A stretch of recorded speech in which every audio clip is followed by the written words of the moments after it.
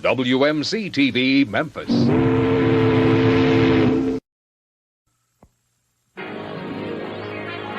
This is the NBC Television Network.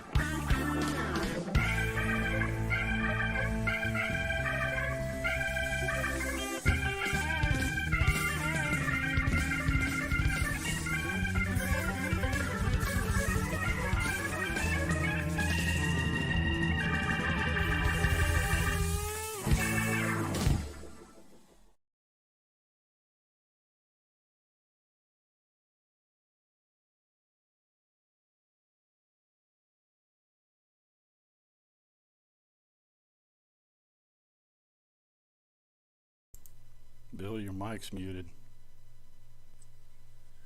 I got to remember to unmute my mic when I come in. Good evening, kids. Good to see y'all. Johnny Sorensen in the house. Looked like you came in awful early there, Johnny. Rolando Flores here. Studio. Hey, what's happening? Bjorn Jorgensen, Shambolics to you, sir. Master Versal Toy Hunter, our good friend from Eternia. Good to see you, sir. And see Rolo here. Here we go again, he says. And I'm not going to be here long, says Bjorn, so you people behave yourselves. All right, well, you take care there, Bjorn. We'll be able to manage without you, man. And we're just kind of hanging out here. My internet's real sucky tonight, so you guys tell me how bad it looks. I've got one bar here. It looks like Largo cut his camera off for a minute. So anyway, I'm going to go ahead and bring you in anyway, though. So, boom. How's things been going there, sir? Ooh, it's been a crazy couple of hours trying to get some stuff going with the internet and uploading the next video and some hair pulling out type of moments trying to get my camera and my computer to talk to one another. They don't like it. And then there's Eduardo, so. But we're doing that. Speaking of which, I did advertise that he would be on the show, but, that's just clickbait. But you never know. He may pipe up from time to time. You may hear him in the background. Audio and video good, says Rolando. Thank you. Bjorn's messed his foot up. Apparently, he broke one toe, and then he was saying the other day he think he dislocated a toe on the other foot. Duffman Diorama's in the house. Hey, Duffman, good to see you. And looks like Wilhelm Toy and Hobby has popped up too. Hey, what's going on, Will? I know that guy. See if Will wants to come in, Largo. Can you do that for me? I sure can. And what's Rolando? Good to see you here, says Rolo. So everybody's saying hi to each other. So y'all just strap in. We'll just try to keep things moving right along. Don't have a lot to show tonight. Let's see what I've got. What I got cooking. I do have a video that I worked on. I'm afraid to show it, so I'm not going to show that tonight. I need to get an opinion from my co-host before I show that. I got some commercials. I've got a nice coming soon, like you were at a Grindhouse Theater. Would anybody like to see that later on tonight? We might get a chance to show that. That sounds good. I have a little show and tell. Go My ahead. wife You went want me on to a shopping screen? trip. If you want. Take full Just screen, for a second. man. All right, I'll do Sure. it. That's this button right there. Okay. So my wife went on a shopping trip, and she brought me back something special. I don't know if you kids have ever seen this. It is chocolate filled with some Johnny Walker. So Oh, I'm gonna have a man. good time opening That these sounds up good. later. She's a lady who knows my tastes. So just thought those were kind of neat. I don't know if you guys have ever seen those before. I've never seen them before. They're like remember those Rolo chocolates that had like the caramel in Yeah, them? that's what they look like, but instead of the caramel in there, it's Johnny Walker. And is the Exactly. Johnny Walker alcoholic, or is the alcohol been cooked out of it? That's the question. Oh no. It even has a don't give this to kids. It says not recommended. Well, actually it says no recomendable in niños, not recommended for kids. So, it's like got Grandpappy the used to say, Rolos candy is from there. dandy, but liquor's quicker. Okay, Jimbo. Well, I'm glad y'all having a good time over there. It looks like he's still on, so enjoy yourself. I've been watching the 3POA tonight. Those guys are on fire. I mean, they've just had a Yeah, great I firecracker didn't show. get a chance to watch them. I've been rather busy today. I know you're aware of this, but a good friend of mine's son died recently. He was only in his late 20s, and tonight we had a benefit for him at the local clubhouse for the preeminent club here in North Mississippi. And I went and attended that for a little while. I didn't get to stay for the whole thing, but there was all kinds of food to eat, cover charge to get in, food, all the food you can eat when you got in. We're going to have raffles. And there was a 50-50 drawing, just all kinds of stuff to try to raise some money for this poor guy. So yeah, kind of like a been rather fundraiser / wake kind of deal. How's his family doing? I mean, I know he left behind a young wife, and I believe he has at least one child. Yeah, it's a little girl. Yeah, and she's real little. They're doing okay. I mean, as well as can be expected. Sure. And of course, Rolo says he loves Rolos. Well, imagine that. And I'm gonna bring old Wilhelm in. How's it going, Wilhelm Toy and Hobby? Great, guys. Sorry I'm late. I was watching that 3POA podcast, man. Oh, they're my still God. going strong over there, aren't they? Yes, and tonight was the best 3POA episode I have ever seen. They're all pretty good, but they had Articulated Ninja on as a guest. He is awesome. If you guys haven't checked out his channel, you got to go check it out. I'll even put a link in the channel. And there's like 700 people watching that live stream, so I doubt I'm going to send anyone there that's never heard of them. But we'll put a link to that in there too. If you want to hear some industry insights, and Bobby Vala, he's had a couple drinks there, and he's pretty loose. Let's just say he's giving it to him both barrels. And you know what? He revealed some stuff too. He showed some prototype weapons for Valaverse coming up that look amazing. Some smoke effects, some blast effects, and some weapons. So, guys, go check out that podcast. Watch it on the replay. I think they're just wrapping up now, but whew, what a show, man! I mean, it was just something else. And also, just so you know, Bobby Vala has declared himself the toy guru. He said, "F you" to the. He's taking the the old title. Toy guru. He said, "I'm taking that title," and he didn't ask for it. He said, "I'm taking it from you, you son of a gun." Well, he used foul language. I don't think you care. That would be kind of neat to take a Bobby Vala figure and take that little piece of crap Lego figure and stick them in a wrestling ring and see who wins. I got to tell you, talk man, to the memes, our buddy Zazel. Bobby was quite animated too, and I mean, then people were making memes of him literally just dumping on the guru. It was hilarious. It was just, like I said, it's rare that I come off of watching a podcast so freaking psyched. I'm sorry, basically what you're saying is the Spectre Creative, we can expect some future videos stirring this drama a little further. I would imagine, because he can't not respond. He can't. What's there to respond to, though? You know, like he's what type of person? He cannot not respond. You remember when they had that deal where they went on Geek Dad Life and he had that little spat with Michael French. He could not let that go. No, I think he still mentions it to this day, or he still. Oh yeah, he does, because he doesn't let anything go. It's like my grandpappy used to say. It's like facts do not care about your feelings, so don't go crying when somebody tells you showed something. up with actual notes of things I said, and he's like, "No, Will, you definitely fucking said that." I'm sorry, but then I went, "Well, no, from a certain point of view, and from Yeah, well, Obi-Wan was lying too when he said from a certain point of view, right? We all know that. Yeah. Now Bjorn said he's working in a toy shop somewhere. I think it's a toy shop, and he says that he sold a bunch of statues. The question I have is, were they overpriced statues? Is there any other kind, Bill?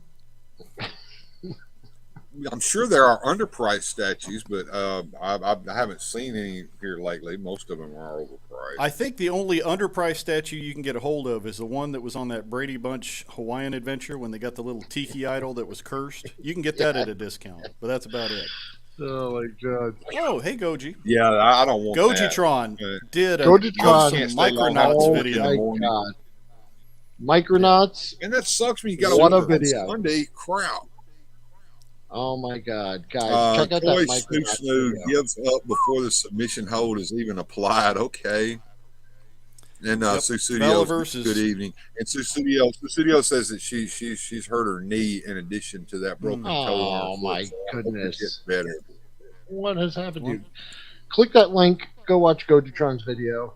His Micronauts video is amazing. I mean, he did a lot of great research. Yeah, I've been meaning to watch that. I've been so busy today. I haven't had a chance to do much of anything except absolutely intriguing. Yeah, and thank you for helping me out there in the chat there, Will. I appreciate that, man. Yeah, hopefully, other hand, this will be coming out. I'll premiere this maybe tomorrow after our show tomorrow, Bill. But this has been a headache trying to get this thing uploaded, just because of my. Are you trying to upload it directly from Canva, or are you trying to upload it from your computer at home? Just from my computer, but with my internet here, when we have weather issues, it just bogs down trying to get anything done. All right, so my question. But Excuse me, chat. We're fixing to get real technical here for just a second. My question to you is, what is the resolution on that video, and what is the bit size or the byte size of that video? There are ways that we can make the upload go a lot easier. First of all, I know HD is wonderful. We all love to sit there and send it up in 1080p. Don't send it at 720p if you can, because that's plenty big enough for anybody, even if we're blind. Second of all, depending upon what you're using to create the video, it may not be optimized for YouTube. There are ways to demux that thing. There's a little tool called AVI Demux. It is not intuitive to use it. I'll have to help you kind of get your first one done, and it takes all of your computer resources, depending upon what priority that you give to it. I usually put it on high priority, so it doesn't take an hour to demux. It only takes a few minutes, but then I can't do anything until it finishes. But what that does is it will take a multi-gigabyte file and reduce it to just a few gigabytes, and that's much easier to upload. All right. Well, we can tinker with that later. But that may make things easier. It may make things easier. Right. All right. Yeah. The biggest problem I was running into. All right, who do we have here? We got Epic Badger here. Largo, I love the included backgrounds that come with figure obscura figures, free scene displays. Absolutely, absolutely. That This I is think one of them all here. figures should include on the card if they're carded, or in the box if they're a boxed figure, some sort of backdrop so that you can create a small diorama. It's not that I hard, agree. folks. Even if it's just a one color, that's fine. Just something to make a diorama out of in the box. I mean, you're going to put cardboard in there anyway to hold the figure, and why not make it Yeah, useful? and I'm not an in-box collector, so anytime I get something, I usually look at cutting things out of the box that I can use as either art in a display behind it, if possible, or whatnot. But yeah, Four Horsemen gave us not one but two displays that came with that box set, so that was a little bonus add value there. That's great, man. The Four Horsemen have always been good about doing excellent work, excellent figures. So yeah, Absolutely. Guys, I also want to mention if you want to see, Epic Badger did a live stream this morning where you talked about Galoob's Star Wars action fleet. I was It there. was a That was wonderful really collection, really great discussion, and I think an under kind of appreciated line from the past. Did you watch And, that live, Will, or did you watch the replay? No, of no, that? I didn't I didn't even watch the whole thing yet, but I know enough about the Galoob. And I Yeah, talked to Jesse on the. Jesse, take my advice, man. Get you a wrench and make sure that there's somebody in there to get the riffraff out. That was. He also had a troll. Yeah, he told me about it. I talked to him at the hangout earlier. But I've seen his a lot of his collection, not all of it. If I had the power, I would have put that guy in the corner real quick. As soon as he said the first comment, he would have been in the corner sitting there thinking about what he did. And if he came back after that, then I probably would have. But please, if you want to know more about that line and just a really cool hangout, Billy, you were there the whole time, right? You were chatting with him. I was there the whole time. It was a wonderful, and I learned some stuff about those toys. Yeah. They were oh my God! This is really unfortunate. Blue Sasquatch is catching us on a replay again. And this keeps happening. Yeah, I know. I think, Bill, are you sure you're posting? Are you posting the right date and time for these? For the notification? I think you might be messing that up. I don't know. I think Blue Sasquatch. I think his timeline is like a little shifted off from ours, and somehow when he gets on YouTube, he's able to kind of move backwards a little bit in time. But it'll be okay. But somehow, maybe we can get a hold of the doctor. He has regenerated recently, and maybe he can help us to get you back in sync or something. And there goes the studio. She's falling out too. I mean, we're I don't know what's going on. Everybody's catching this on the replay. I don't know. We'll soldier on. I mean, the show must go on. Yeah, I'm digging that new intro, Bill. That's pretty fancy. I'm not a city slicker, but I did appreciate some of those scenes. Well, I stole that directly from the David Letterman opening. I added a little bit of my own flair to it. I changed it up slightly from last week's because our local NBC affiliate there in Memphis, Tennessee is WMC TV Channel 5, and the little sound that you heard was a riverboat horn, because that used to be their signature, was the riverboat horn. And that was an old station ID from back in the 70s and 80s that just, I remember it. And then I did the NBC station ID after that, and then the opening to David Letterman, and of course our opening that it kind of leads into. I retweaked that a little bit so it looked a little better. Okay. And that was what I kind of did the other night when I was bugging you while you were trying to do something else. But yeah, and like I said, I'm going to try to work on some stuff to include on this show that's not necessarily toys. Maybe this is where magic will live. It'll live over here. I did upload that video that I showed last week of me doing that performance before the Society of Memphis Magicians. And of course, it looks a little better if you watch it on the YouTube than it did if you watched it live here, because I was just restreaming the stream from my private YouTube video that I had up. But it got 4 people watched it when it premiered. Yay me! Yeah. I think about 12 or 13, maybe 14 people have watched it in total since it's been up. So it's not doing as good, say, as the live stream from last week. Got like 130, or the live stream, last week when I just went on for a test, and it got like 113 views on the day of the stream. So it's just weird. This indeed will. He says, I wonder if they have any army ant toys. Army ant toys. Well, I mean, you got army men, and yeah, I mean, there are army ants. Who knows? I've never seen such an animal, but it doesn't mean it doesn't exist. He says, Cecilia says, I didn't realize how bad I sound until I watched the replay with me on it.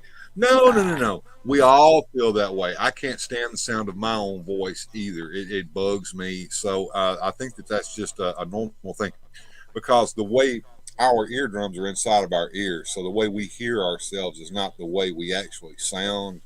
So when we actually hear a recording of our voice, it's kind of unnerving, and that's what's going on there. It's not that you don't sound bad at all. You sound great. I mean, you're understandable. You're very articulate, and we love it when you're on the show.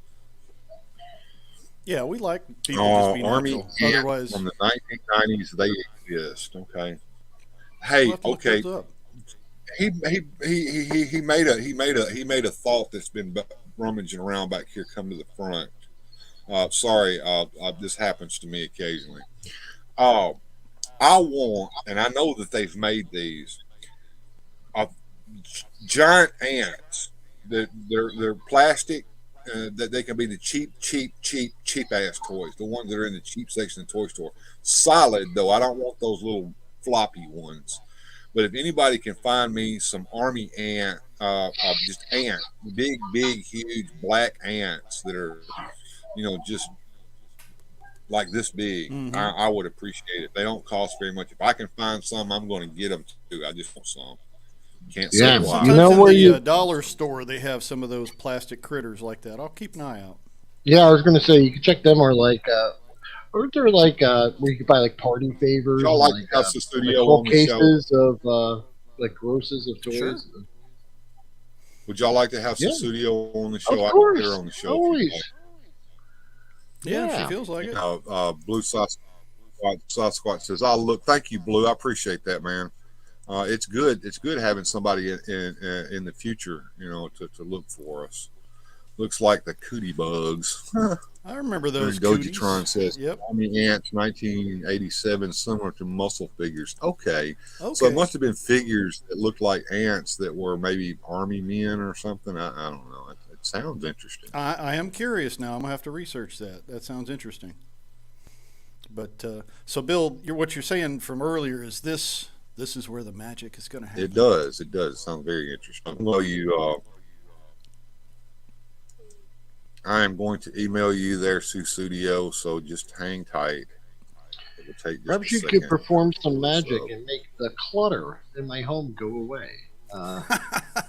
So I can move my desk. I have if I could do that, I would make the clutter in my own go away, Wilhelm. I would just love a pocket dimension where all my stuff could be. Yeah, and I could just pull it out as I need it. That'd be great. Well, we've talked about it. Once you set up your garage studio, you'll probably have a lot more space. You're breaking up a little bit there, Bill. Say again. Sorry. Yeah, I've got my email pro. Just a second. Yep. Our vintage computer equipment, when you're doing more than 2 things at a time, it tends to bog down a little bit. It wouldn't be fair to be on screen with Will without asking, "Hey, Will, what you printing?" What are you printing? I ain't printing anything. Nothing. Nah, nothing today. I got home from work and then jumped on the hangout with the boys over there, and then sat down to eat something. And I was actually going to fall asleep. I didn't sleep at all last night. Like I was up I had like some really weird dreams about aliens and stuff. It was crazy, and I kept waking up over and over again. And then I had to go all the way to work all day. Was it really a dream, or did you get abducted? Were you probed? You know Do you what? need to talk about it? You know what? I don't want to talk about. I will give you a hint, Gojitron. I will give you a hint. Just one little hint. Energy blade, work your spell. And there you go. That's your hint. One hint, no more. Do y'all remember them? And, that was a pretty cool monster movie. Yeah, Susudio says if you find someone to declutter Wilhelm, you send them her way. I agree. The only problem, hey OBS, good to see you, Denise. The only problem with the only problem with someone else decluttering your home is you don't know what they're throwing away. Oh yeah, and especially when you've got stuff in. That's a problem. Yeah, that collector hoarder line is real close. It's easy to go one way or the other, but yeah, we should make a documentary. Just call it "Decluttering Wilhelm" and document your progress. You know what, Johnny? That's a good point. Future me is printing, so I can take a rest tonight. So thank you for that. So yeah, I meant to fall asleep, and then I tuned into the 3POA, and these guys are just like, they're still going at it. I just checked. They were on fire. Oh my god, it just went nuts. So that got me all like, maybe somebody can go over there and say that we're over here, and when they finish, so that we can get some of that overflow to come this way. We've got a beautiful lady here waiting to come on. Without further ado, I present to you Studio. Hey, Studio, how you doing? Gentlemen, how are we this fine evening? Hi. If I got any better, I couldn't stand it. I'm loving the Gumby shirt. That's nice. Yeah, it says he's twisted. It says twisted. Cool Gumby shirt. I like that. I don't remember where I found this stupid thing, but I wore it to work, and their first expression was, "Yeah, you are." Twisted indeed, but that's why we love you. Well, yeah, I came home. I came home from going places yesterday and dropped my stuff off and walked down the hall to confer with Mother Nature. Tripped on something, went face first, hit my left knee, hit my shin, and aced my already broken toe again. Oh, no. Studio, if I could just suggest, every time you hurt yourself and anyone asks you what you did, you just say you were attacked by a ninja. It's just a much better story. No, actually, yeah. Actually, what it was this. It was this demon robot that I've got over here attacked me. That's it. It's even better. Fault. You actually just went up. Yeah, the demon robot. Do you know, I looked that toy up after I mentioned it last night. Mm-hmm. And a friend of mine gave it to me, and I don't know where she found it. It's still in the box. I don't know if it was new or used or where the blue bloody blazes they found it. And when I opened the package, I looked at it. You know, they left it here at the house. I was over at my parents' house that night. And all I could say is, what the hell is this? Because all I could see was the back of the box, and then I turned it around, and all I could say was, what? Now, was this something that was from an album cover or just some random toy? It is... Well, right now, my house looks like the Bermuda Triangle, so Wilhelm, when they get done organizing you, send them down here. And I had said it somewhere, you know where you said it, where you, quote, won't lose it. Mm. And I found it on top of a box of Hallmark Thunderbird Christmas ornaments. Like the British TV show, The Thunderbirds? No, the car. The car. Oh, the car. Okay. Gotcha. That fine Ford motor car. Indeed. And, well, it's one of the few decent cars Ford ever made. But we're not going to get into that. You know, Dad worked for GM for years. I worked for GM. And then, of course, there's always the Barracuda. So, you know. Oh, yeah. Yeah, the Ford was very, very popular for a long time. Ted Darklaw just showed up. He said, sorry he's late. What's going on? Ted. Well, we've got aliens, ninja attacks, demons. Susudio's a demon hunter. I think she vanquishes them back to the realm of hell. Well, we did get some Johnny Walker chocolates we might try later. We'll see what happens. Ooh, nice. Get liquored up with your chocolate. But the box on this is confusing. In a minute, my toe's throbbing, so we're going to give it a little R&R. I'll pull it into I'll set it in the garage where I can lay it flat, and I'll try to get it on camera so you can look at it. It's really weird because it's made by Funko. Okay. And I didn't realize who it was even made by. And the only Funko that I was ever familiar with was those little big-headed Funko Pop glorified new model. Well, you know, they basically look like a modern-day troll doll. Yes. Just without the and it's all the same book. All they do is just change the paint on it. I mean, you can save a lot of money. All they do is they change the head and put a hat on them, and there's a Funko Pop somewhere of Elton John floating around. I haven't seen it. But this isn't even listed in their catalog. So when I put it in, actually, I saw eBay and Amahoo, and I think the cheapest one I saw was $67. Oh. Wow. Yeah, some of those Funkos are really spendy for the rare ones that only were produced for a certain time or whatnot. Well, I think this is going to be like the Beanie Babies, personally. But well, I'd rather have a Beanie Baby. Thank you very much. But this is not your Funko Pops. This is 11 or 12 inches tall. Okay. It's an actual action figure. Whereas, you know, obviously being who it is, the tongue is out, and it's like flat, and it's got flat sides, you know, and it's like that, and it's got real bizarre armor, and it's got the demon boots on it with the. That sounds curious. Okay, looks like our buddy Will has found a picture of it on the interwebs there.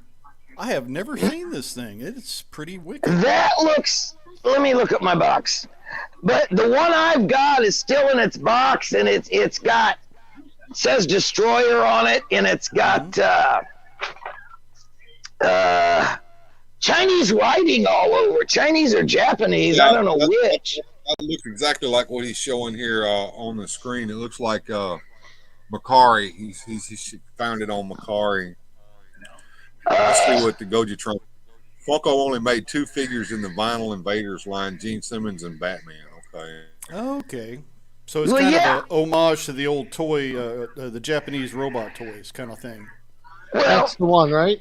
I hope. Let me look. I think it was. Yeah, that's him. That's him.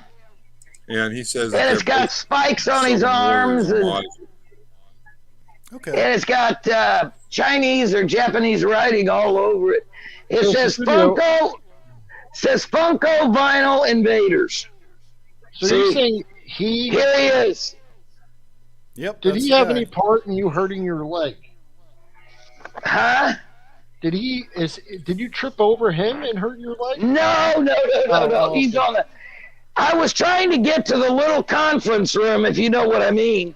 Indeed. Yeah. And Demon is in here in the dining room. Oh, I call mine the library because that's where I've been reading the Action Force book lately. Your legs are stay on there too long. Well, that's right, honey. Guys, that's where I take my constitutional. Indeed. understand. You know, I must have my I must confer occasionally with Mother Nature. Yeah. But yeah, me too. that is. I don't think there's any other of the members of Kiss that Funko did those to. I think it was only Demon.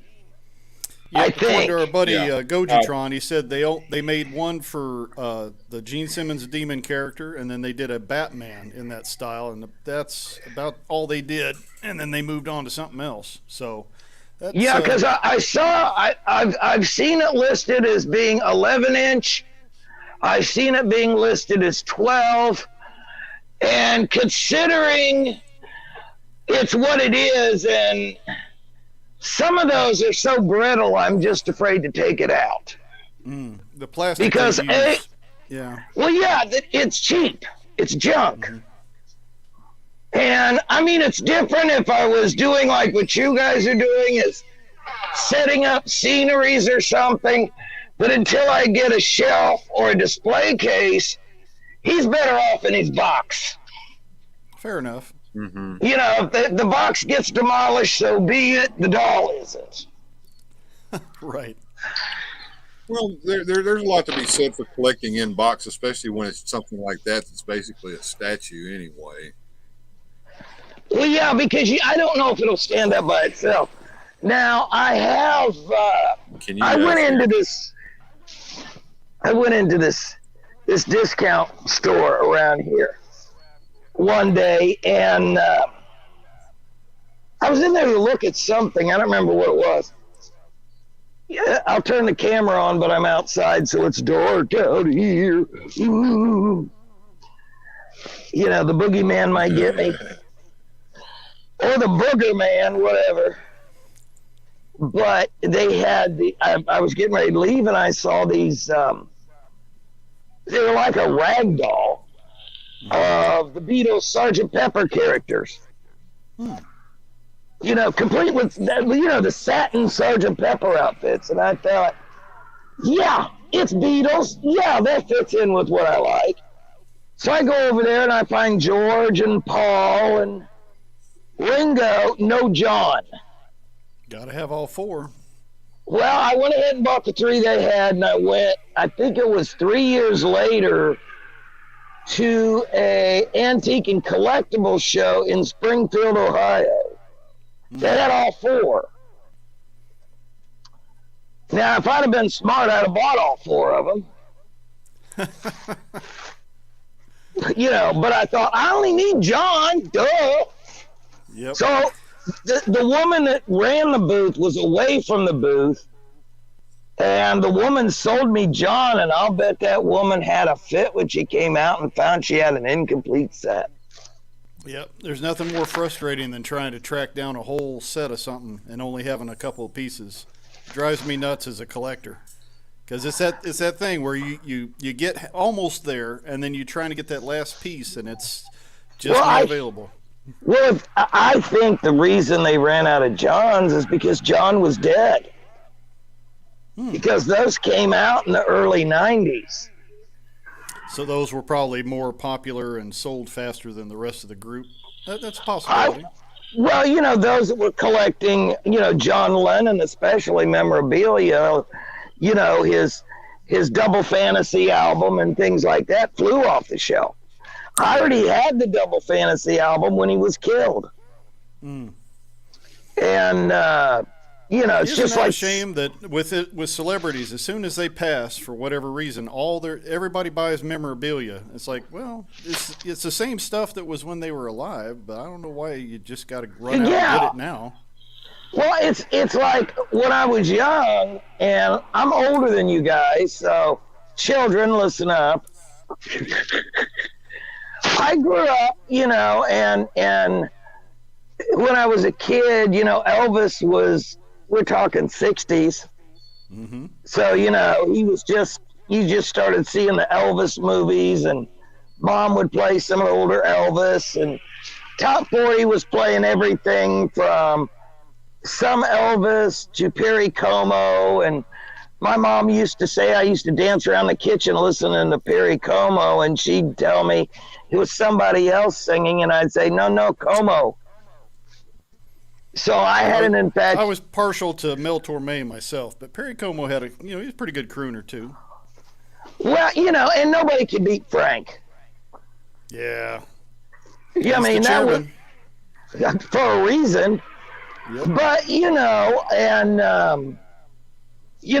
then there was, and then of course the Beatles.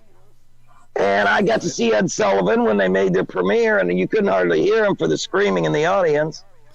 Yeah, the girls went crazy for those 4 mop tops from Britain. And Mom says, "You want to see the Beatles?" I said, well, "What do they look like?" She said, "They're short, fat, ugly, and wear glasses." But they could sing. Well, and then there was the Monkees, of course. Yep. I was a big Monkees fan. My grandmother bought me a Monkees album. I even did you like the TV show they did? I loved the TV show. And between youth group on Sunday and I think it was choir practice was on Saturday, one night was Batman and one was the Monkees. And by God, I better be home in time to see both of them. Now, did you get Green Hornet and Kato in there somewhere too, or were you into that? I didn't even really know anything about Green Hornet. Really? I guess he was on opposite. Remember, that was back in the day with the One TV family. Right. So if somebody else wanted to watch something else, you just you miss out. Well, come on, Gunsmoke, Bonanza, and I was the remote control. Oh yeah, I can remember those days. I had to get up and change it, and if we changed to a Cincinnati station. Huh? Say that again, Bill. They get up and turn the antenna. I don't care if it's thundering and lightning outside. I want to watch wrestling in Greenville. Well, yeah, I'd have to go up and hit the little rotor, and it'd go ka-chee, ka-chee, ka-chee, ka-chee. I was the little rotor. No, I wasn't the rotor. Oh, and then there was before that was the rabbit ears. Yeah. Yep. Oh, stop! You got it just right the minute you let go. Yep. What'd you do? The picture's bad. So you touch the antenna. Yeah. Yeah, we had the real fancy rabbit ears where you could, do some minute adjustments with the dial, but it's still, we tried putting a little tinfoil on there. You try everything. I can remember the rabbit ears being a clothes hanger line, and you had to stand with it in your hand like this because that's the only way the reception would come in. As soon as you let go of it, it would stop. Yep. Well, we didn't have any of that, but before the rotor, there was those fancy schmancy rabbit ears with the dials on them. And then you had to have that weird bow tie thing on it to get UHF. Remember that one? Yeah. That's right. Yeah, those UFH channels were kind of cool because you'd see a lot of stuff that you wouldn't see on the big networks. Well, yeah, because that's where PBS and all that got their start. Right, and some good wrestling, I think, was on some of the UHF. I don't remember the wrestling, but I remember there was a kids show. They were out of Dayton, and they were on UHF on Channel 22, and it was called Clubhouse 22. Got to see Ultraman and Speed Racer. Cool. So it's kind of a variety show of cartoon stuff? Oh, yeah. It was a good show. It was a lot of fun.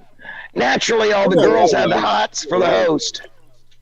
There were a lot of those local hosts. They would show syndicated cartoons or something like that. Right.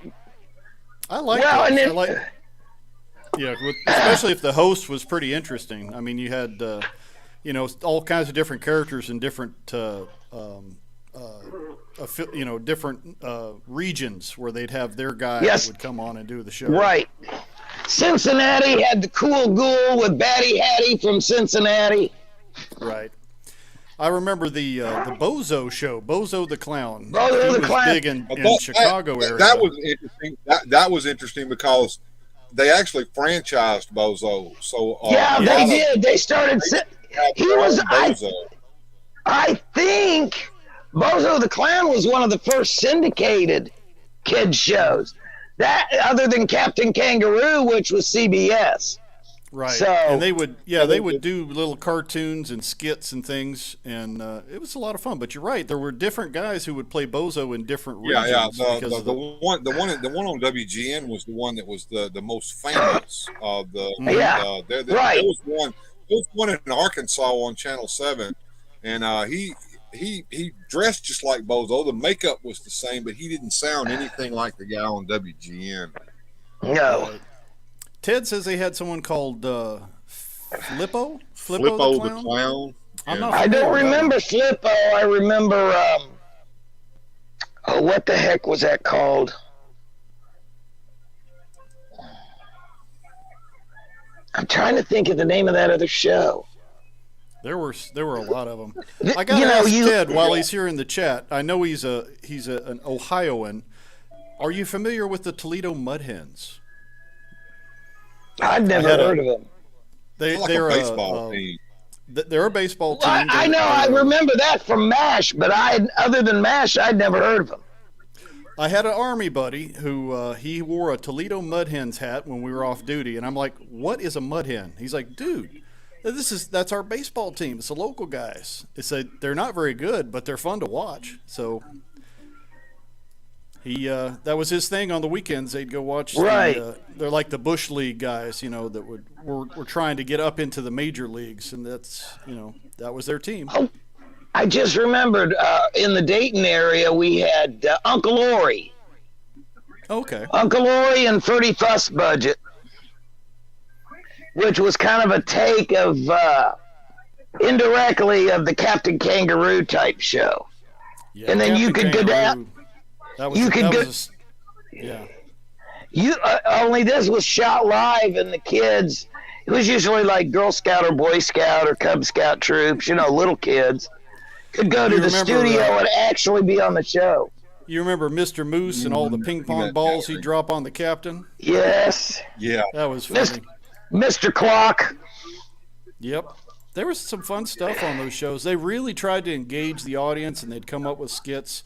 And the fellow who played Captain Kangaroo, just a really nice guy. Bob Keesham. Bob, that's the guy. Yep. And he actually knew the guy that was Mr. Rogers. No kidding. Yeah, they were good friends. Fred Rogers and he were good friends. I think he actually guested once or twice over on Mr. Rogers' show back in the day. Yeah. Black and white. Yeah, of Mr. Rogers. Now, I watched a few, but see, Mr. Rogers came around when I was already growed. Yeah, I watched Mr. a few. I raised me. No, I didn't watch, but I think I was past that stage. No, a lot of people think Mr. Rogers was just a kiddie show, but he actually introduced a lot of high-minded concepts to us young children, and it was done in such a way that it was I don't know. You can't talk bad about Fred Rogers. This is a man who single-handedly saved PBS. If it hadn't have been for Fred Rogers, PBS we know would not be here. And he went against one of the worst, most mean-spirited senators that there ever was, and this man had a black heart, and Fred Rogers was able to warm his heart to the point to where he said, "Okay, you got your money, Rogers. You win." I mean, I remember seeing footage of him. I guess he was testifying to Congress, and man, yes, what a compelling. It's on YouTube, and if you haven't seen it, it will put goose pimples up and down your spine. I'm telling you, to watch this man, because that senator, when he got on there, he's like, "All right, Rogers, you got the floor. Have your say." And Fred goes, "Well, I've got this prepared script that I was going to say." And he said, "All right, you want to read your script? Go on, read your script." And he said, No, I'm not going to read this. I just want to talk for a minute." And then he goes into his spiel. And I'm telling you. Well, what I liked, what a few episodes I saw of Mr. Rogers, because like I said, I was older and, working and things like that. But what few shows I did get to see of him, I like the fact that he, like Captain Kangaroo, made kids think with their minds. He engaged the kids, and it was oriented to not talk down to kids, but Exactly. talk with kids, engage kids so that they can find their own self-worth as people, even at a young age. Yeah, You don't have he touched on some really deep topics on there for a Oh, child. yes, he did. for a child Yes. language. And he Yeah, also well, addressed things like what, you know, today diversity is kind of a hot topic issue, but he had folks from every race and creed on his show, and he just said, He you know didn't what, care. well, I mean, people that would walk in and out from the quote neighborhood, you know, yeah, and they dog Captain Kangaroo, but you got to stop and think that was a whole different era. mm-hmm. And as far as kids' entertainment, there really wasn't a lot of diversity with anybody trying to entertain children. Well, yeah, I'd say the electric company that came on a little later. They Yeah, really the tried electric company was good. I'll tell you who I thought did a good job early on, but now you couldn't pay me to watch it, was Sesame Street. Yeah, Sesame Street's Yeah. gone to the dumper. But Early when Sesame Street started and Jim Henson was still alive, it was to engage kids with their special guests that they'd have on, or talking points, and the Muppets talking about topics of the day. And I enjoyed it because it was not, as we said, talking down to the kids. Right. I got talking to them. I got something for you guys. I got something for you guys. All right, there is a Sesame Street bit, a little cartoon where they sing, 1, 2, 3, 4, 5, 6, 7, 8, 9, 10, 11, 12, and you can see the pinball machine. Did you Yes. know that it was the Pointer Sisters that was singing that? I Yep. did know that. Yes. I remember. And that talking was, about electric company, there were people on the electric company, like, for instance, Morgan Freeman. That's where they got their start, but they also had people who were already stars on there. Do you know who the narrator was for the Letterman cartoon on Electric Company? No. Joan Rivers. No That kidding. doesn't surprise me at all, really. Oh, yeah. And Bill Cosby was actually one of the original players on the Electric Company when it first came out. Huh. That I So didn't remember. the first season of Electric Company, Bill Cosby was on it. So I mean, they had some cool stuff on there. And Well, you've got Ringo the Star, and George Carlin was on Thomas the Train Yep. as the conductor. I remember catching that when my kids were growing, and it was like, is that I think I believe the original one. I believe the original conductor was George Carlin, and then he passed away, and Ringo Starr picked it up, and he did a great job. I've seen a few of those. Yeah. Talking about Thomas the Tank Engine. Yeah. Ringo Starr did it, and so did, I think you're right, George Carlin did it. And look, OBS brings up a good one, Zoom. Now, I remember watching Zoom. Do you remember Zoom, Largo? I remember Zoom. Come on, Wonderama, I'm not Zoom, familiar with, Zoom. but yeah, Zoom and Electric Companies. Electric Company, I had to see because of Spider-Man. I was like, okay, get to the Spider-Man clip. I want to see Spider-Man. Who's he going to fight this week? And Rita Moreno on the Electric Company. Hey, you guys! Oh yeah. Yeah, those were fun. You know what I think is funny is talking about kid shows, but when you stop and think of it, this one I'm thinking of was like 80s and 90s. It really wasn't a kid show. The kids watched it all the time. Was Pee Wee Herman. That's true. I think it was kind of Pee Wee's mocking some of the Playhouse kid was shows. more. Yeah, that Pee Wee's Playhouse evolved from his stand-up act, which was very, very racy. But the TV show wasn't nearly as bad. They had to clean that up a little bit for TV. Well, that's when Lawrence Fishburne first got it. He was the cowboy. That's right. I forgot about that. He sure was. I didn't. He sure was. And he hadn't even hit it big when he was the cowboy on Pee Wee. The Great the Space Melbourne Coaster. says, remember I the don't Great remember that Space one. Coaster? Yes. No. Do you remember? Well, Do you remember Fireball XL5? Oh yeah, that was one of the. yeah. Was that we're one of the well Gary aware of all Anderson? that work. Yeah. Yeah, he That was did that. as That well, was yeah. that was the wire marionettes. Mm-hmm. Yeah, And Gary my- Anderson did my- a whole And bunch of that those. that actually led into his live action show of Space 1999. I mean, Space And UFO. 1999 was basically a live action of those puppet shows, in my opinion. Yeah. Fireball XL5, when it was on, we used to watch it. I mean, you know, if you ever see episodes on it, you're like, and I never saw those wires. They were really clearly visible. But my brother had the. Gojitron brings up a good point. By the time his kid was born, it was Barney the dinosaur and the Teletubbies.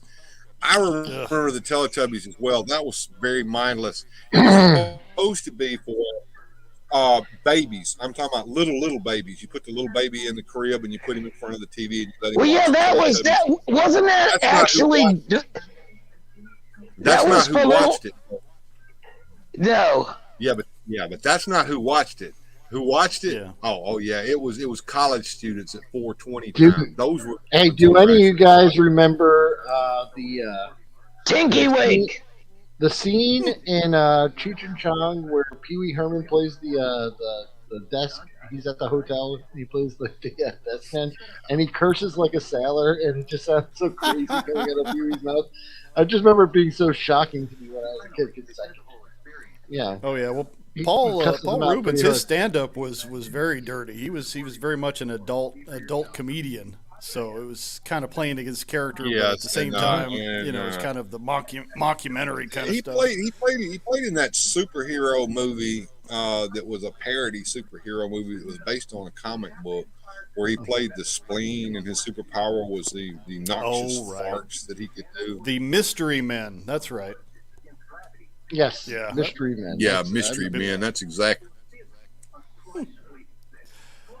As far as like some of the classic stuff from the 70s, the Sid and Marty Krofft live action shows were pretty good. There was Lidsville, there was HR Puffin stuff, and then Land of the Lost is probably the one that most people remember. Those were awesome. I liked Land of the Lost. I'm gonna tell you, Lidsville. He was doing they were doing a lid when they came up with Lidsville, I think. But It was trippy, indeed. Yeah. Oh God. HR help us. Puffin stuff. I remember that. Sigmund and the Sea Monsters. Now that was a good. Oh, Yeah, that's they were puffing some stuff. I'd like to know what. Yeah, they definitely had some creative They did, influence they did. from something. Now talking about the Sid and Marty Krofft, they also did some live action stuff that I remember that it's nowhere to be found. I mean, what is it?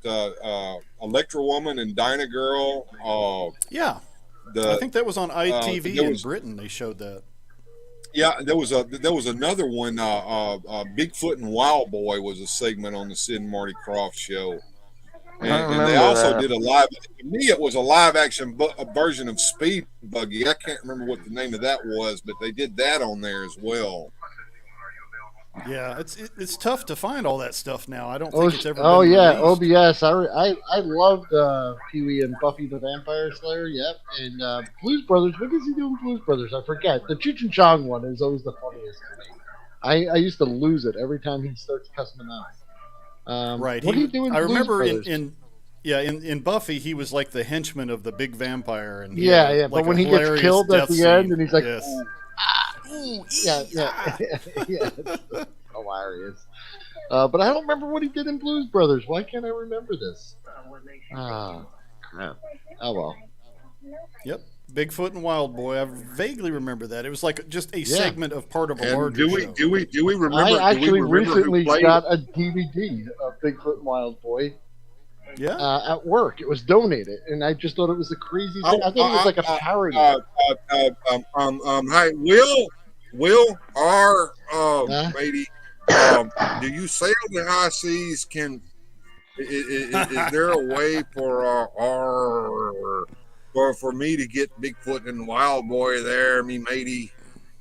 Yeah, it was. I thought it was like a modern day TV show made to kind of mimic the shows of old. I swear I didn't know it was real because it was on a. Someone had print. It was like a burnt DVD with like a printed out cover, just taped to like a plastic case. So I don't think it was like an official release. Yeah. Go ahead, Susudio. I lost my train of thought. I have old timers. That happens all the time. Well, my train of thought derailed years ago. It's on. Now, It went off the rails on that crazy train. That's it. Yeah. Does anybody remember who played Electra Woman? Oh, I remember the face. Can't remember the name. She was pretty. Yeah, She was mistaken. She played in the soap operas and stuff. Yeah, I was gonna say she was like a big soap opera star before she got into the spandex for Electra Woman. And her sidekick was somebody else who was played on Days of Our Lives for years and years and years as one of the main characters on Days of Our Lives. Mm-hmm. Not that I would admit to watching soap operas, but my mama watched them, so I had to watch them because that was all it was on. Well, my wife and my mother were both addicted to Days of Our Lives, and that was some of the most direct that I've ever seen in my life. It really went off the deep end there at one point. I could never watch a soap opera, which is really funny because later in years, when we all got old and stupid, how many got addicted to Dallas, Knots Landing, and shit like that? Falcon's Crest. I was addicted to Dallas. Well, everybody had to know who shot JR. That was like the big television event. Didn't that turn out to be a fever dream? No, I think that was when one of the other characters was missing for a while, and then he that's when supposedly Bobby got killed, and Pam was freaking out, so she gets up one day, walks in the bathroom, and the whole season before must have been a dream sequence because he's standing in the shower. That was too weird. Yeah. Anybody remember the Beanie and Cecil show? Yes, I remember Beanie and Cecil. Cecil the Sea Serpent. Serpent. As a kid, but I watched it as an adult. You know, I don't know where I've got so much shit in my head that I've watched over the years. I've seen, but I do remember. I do know of Beanie and Cecil. That was a silly. I was young and I remember watching it, and I was up this morning and MeTV. I'm not a commercial for MeTV by any means. Yeah. I got up this morning and MeTV has been showing all the Looney Tunes shows that we love. Yeah. They do that on Saturday mornings, and they also they do Popeye, the old Popeye cartoons, and they do Cherry some of those haven't aged well politically. Oh, the one I saw this morning was with Speedy Gonzalez. That didn't age well. Well, here's the thing. Do you know who's actually the producer behind those cartoons that are going on in MeTV? It's Lisa Weichel, who played Blair on Facts of Life, who's very, very conservative. Yeah, right. I did not know that. Oh, by the way, they also show them early in the morning, right around 6 o'clock a.m. They show. Are you ready for this? Get ready to have the liberals' heads explode into oblivion. Whoever the program director on MeTV is, they brought back at 10 a.m. on Saturday morning the original Wild Wild West. Oh yeah. Which they're going to claim is not politically correct. But guess what they're bringing back in the afternoons during the week now? Mod Squad? All in the Family. Oh, yeah. We're going to watch All in the Family. Yeah. And one of the excerpts, you know how they'll show you excerpts of some of the things that happened during the series, is where Sammy Davis Jr. kisses Archie Bunker on the cheek. Mm-hmm. A lot of people don't realize Carroll O'Connor was a very liberal and open-minded person. He was playing a character. He was. That wasn't who he really was, you know. No. And he could play a variety of characters. He played Gillespie in the Heat of the Night television series based on the movie, which was based on a book. Right. Well, the thing that what people aren't understanding, regardless of the political beliefs of any of the actors that were in that show, you know, because they ran the gambit.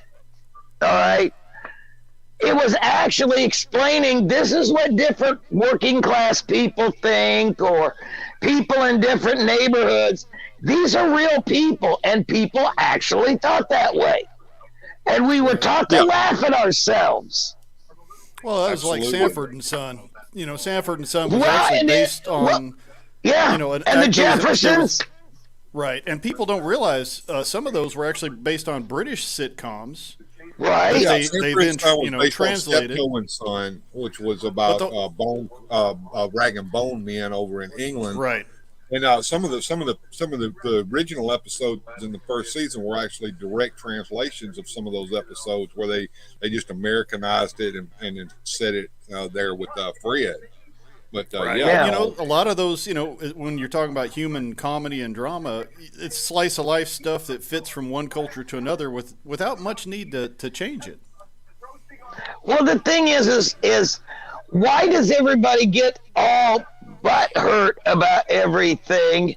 You know, they want to now they want to cancel Aretha Franklin's "I Feel Like a Natural Woman." Really? Oh. Really? Okay, yeah. How about Helen Reddy, I Am Woman? I mean, what was that Shania Twain one that she did about being a woman? That was a good one too. I feel like a woman. Yeah, that's right. I'll sing it. I'm secure in my masculinity, and I still like Shania Twain. So who doesn't like Shania Twain? It's catchy. Yeah. I mean, I'm not. She doesn't float my boat, but I love Shania Twain. Yep. Good singer and pretty too. I wish I had her looks problem. Oh, yeah, she's something. Yeah, the one that's the most popular in these neck of the woods is Shakira, because her hips don't lie. Lord of mercy. I'd watch her sing the telephone book. Listen, either one of them, you know, it would take much to get me to go. You can they could read the Declaration of Independence and have you completely enthralled. Indeed. Yeah. And that is one long ass document. Yep, you know, a lot of good stuff in there. But you know, talking about those soap operas, that gets me to remembering Patrick Duffy, who played was it Bobby, the one that got lost? Man from Atlantis. Exactly. Man from Atlantis. I loved Man from Atlantis. It was only on for a little while and it just disappeared. Well, I don't understand why that one disappeared, or even. Well, and another one I liked real well was, oh shit, it escapes me now. I thought of it when you said Man from Atlantis, and it was another Greatest American Hero. I actually liked it. Yep. What was the fellow that played the FBI they actually had agent? to change the main character's name. Robert, wasn't that Robert Culp? Robert Culp, yeah. And he was I remember him from I Spy, watching the reruns of I Spy. You know, and I always thought it was weird that he didn't really get the notoriety that Bill Cosby did. But he was a great actor. He played a lot of good parts. Mm-hmm. I think he was in the A-Team for a while too. I don't know. He might have been on there on a couple episodes. He wound up being their boss at the end. Oh, okay. Huh. I don't remember that. I'll have to go back. When they were trying to, at the end of the series where they were trying to get amnesty, remember after the girl thought that she could make as much money as George Papard because she was, quote, part of the A-Team? No. The A-Team was four guys. A little bit. Yeah. Yeah, they got rid of her, and then they had that I think he's a Hispanic gentleman that worked with him for a while. He was like an electronics whiz that worked with him for a while. And then they kept rotating different cast members. That's when they got, I believe it was Robert Culp was their boss towards the end of the show. I enjoyed the A-Team. Yeah, I didn't watch much of that last series because it changed the format. It didn't seem like the same The show. last series just didn't have the punch. Yeah. It's like the last season of Charlie's Angels, just blah. Well, they changed all the original Angels out so many times. It's like they were, Well, and then they killed, and then the other one. Remember the last episode? I finally got to see the series finale of Charlie's Angels on MeTV when they were running a marathon showing them in sequence. And I got to actually see the last episode. And I think it was, I believe Jacqueline Smith was the last one of the originals left. Okay. And it showed her in a hospital room with the other two with her. And she still had never seen Charlie.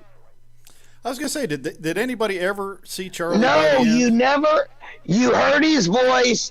There was what looked like a doctor that came in the room towards the end of that episode while she was semi-conscious and just stood there, and you heard no voice.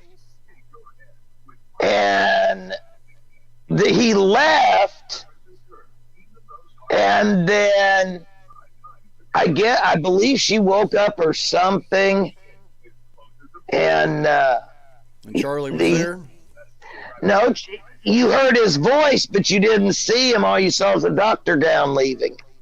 Okay. Complete with the mask and the hat and the... Right. So kind of a teaser. I'll tell you what, that was the worst kept secret as to who the actor was playing him Right. That was was it Forsyth? Yes. It was John Forsyth. They couldn't show him on camera. Dynasty was running opposite, remember? Right. But everybody knew that voice. Yeah. You couldn't, there are certain voices. That's like, you always knew Alan Rickman's voice. Yes. Very distinctive. Like, who was the fellow that did the voice for Kit, the car in Knight Rider? He was another famous actor. He was actually, if you remember the TV series Chicago Hope, it was the same guy that played the, what do they call him?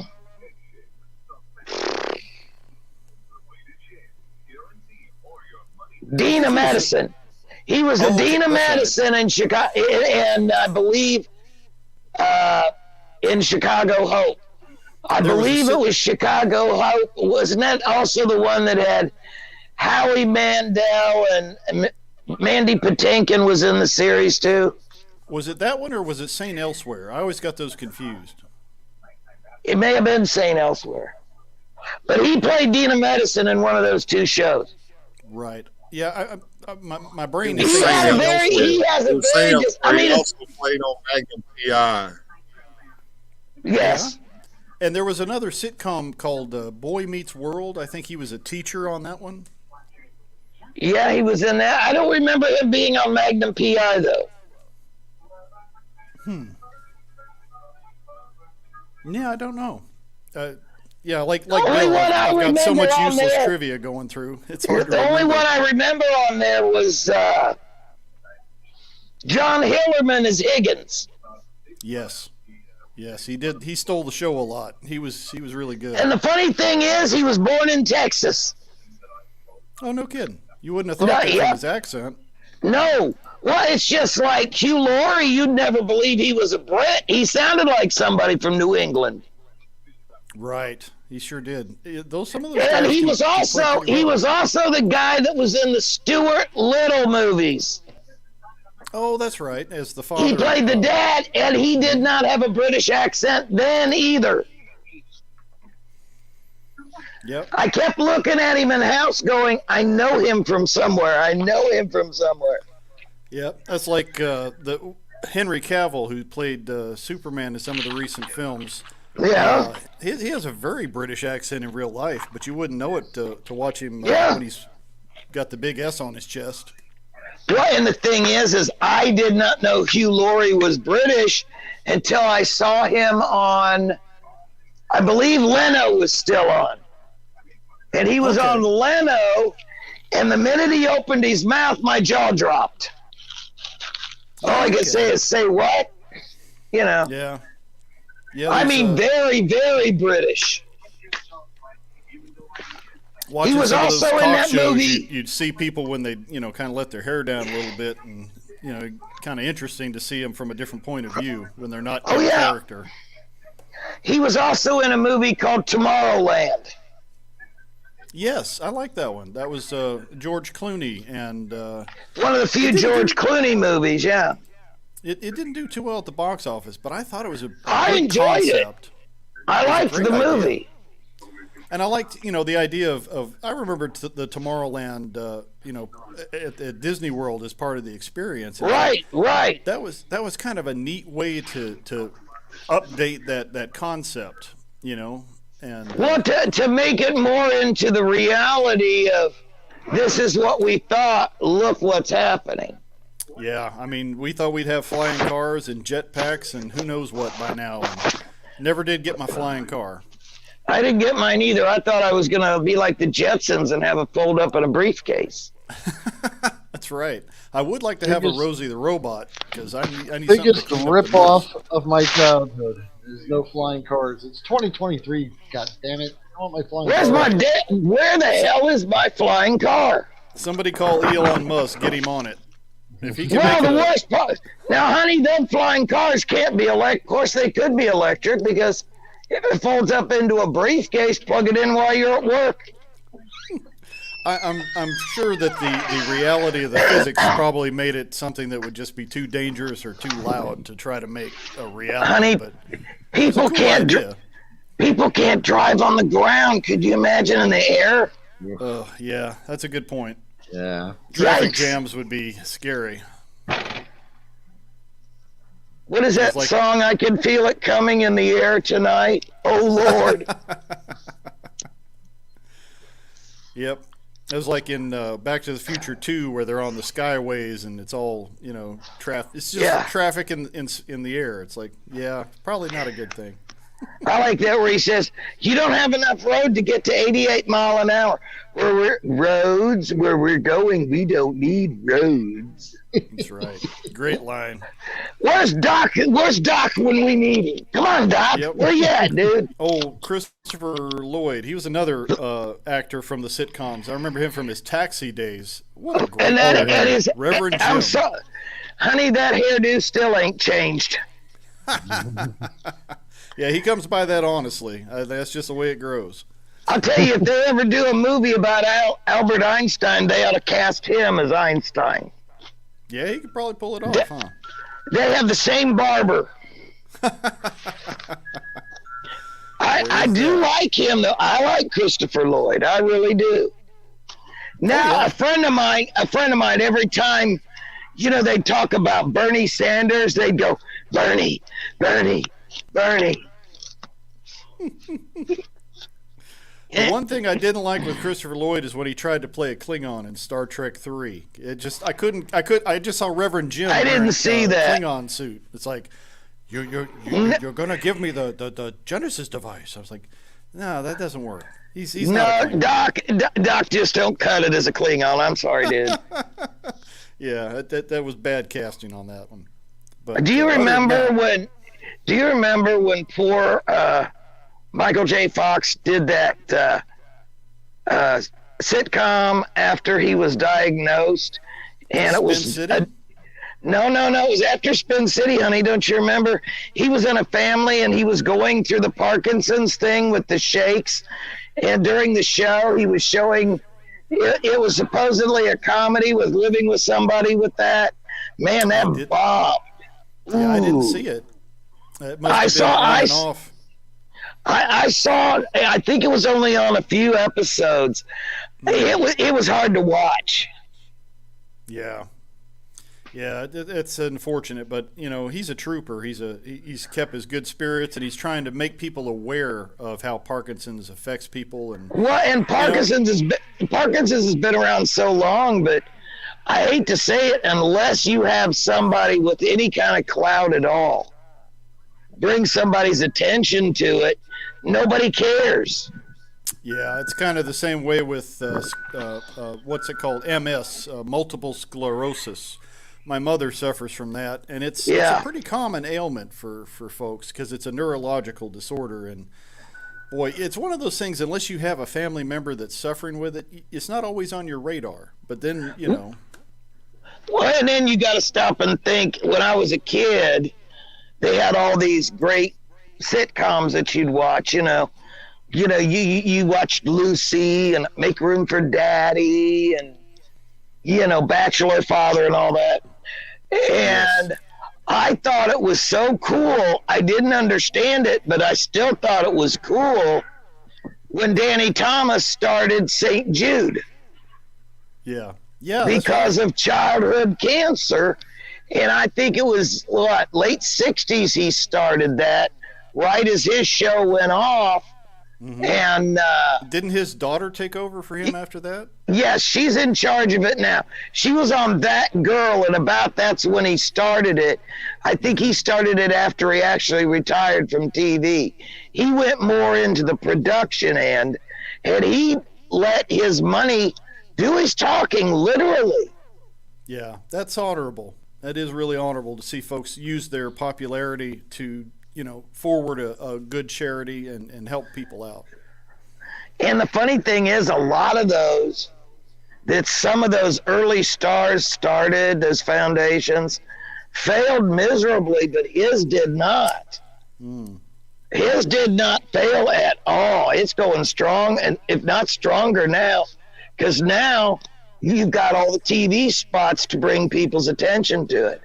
And then you've got, of course, the Shriners. I got to meet Burt Ward at a comic convention one time, and he played Robin in the Batman '66 show. Oh yeah, I'm well aware of that.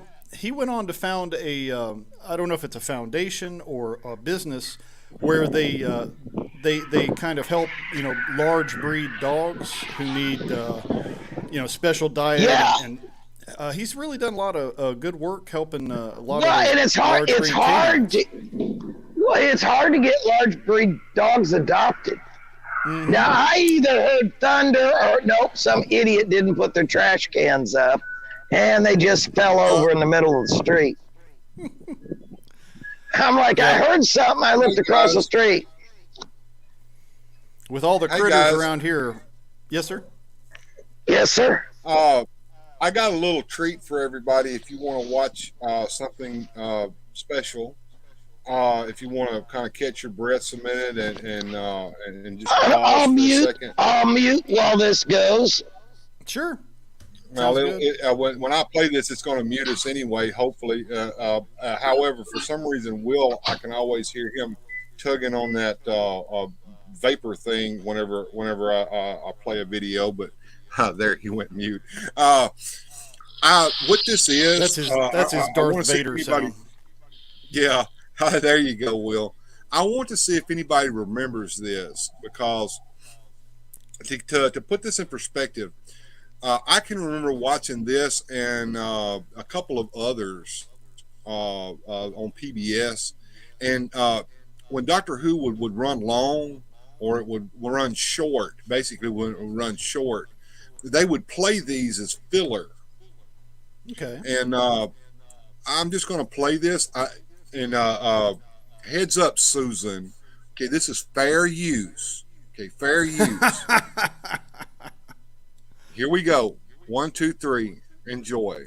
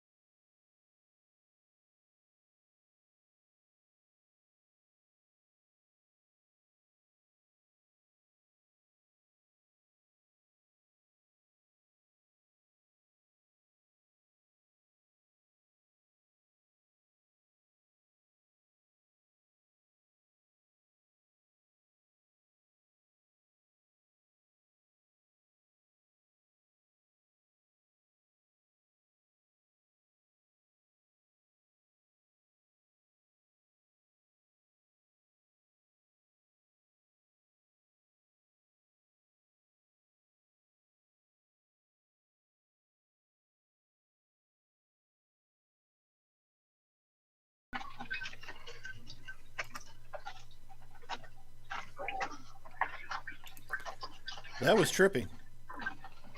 I've seen that before. I've probably seen it, but I don't remember. I saw, boy, they had all kinds of artists in the background. I saw Jim Croce, and who else was it that was pan past? That one with the guitar had gaps in its teeth like Elton John. Yeah, I think I saw his, was that his Captain Fantastic outfit he was wearing in that? Or was that a different? Nah, it just looked like one of these spacey glitter costumes. Yeah. Now, the Captain Fantastic outfit's really bizarre. Oh, yeah. Bill, your mic's off, buddy. There we go. I just turned myself back on. Sorry, guys. Yeah, that was a trip, Dojatron, and the pop stars that showed up on there. That was something else. I saw the Beatles, I think. A lot of 70s. Just a whole bunch of them. I asked the chat, I said, can you name those pop stars that we saw coming across the screen? I missed part of it. I was being bad. I was making some coffee. Fair enough. Well, we can catch it on the Nothing wrong replay. with that. I mean, we can't. I'm brewing as we speak. Well, speaking of coffee, I need to go let some out because I've been drinking coffee all day. I'll be right back. All right, you go do that, man.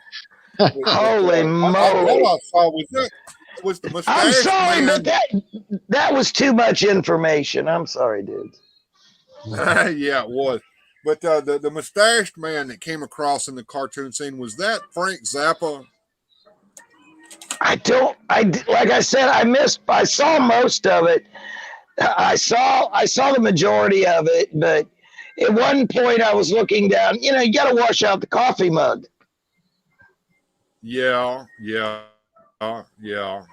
Bill, I had no knowledge of that whatsoever. It was pretty trippy. I'd have to see it again and have really. I started off watching it, and all of a sudden I had this strong desire for coffee. So, shall I play the video again? Yes. My answer is yes. Yes, you should. Yes. Vote me a yes. I can't vote and do this at the same time. All right, we're going to remember I'm poll here. Yeah. We'll I got a little poll going there, folks. Just so some of you may have missed it. So maybe later on in the show tonight we'll play that.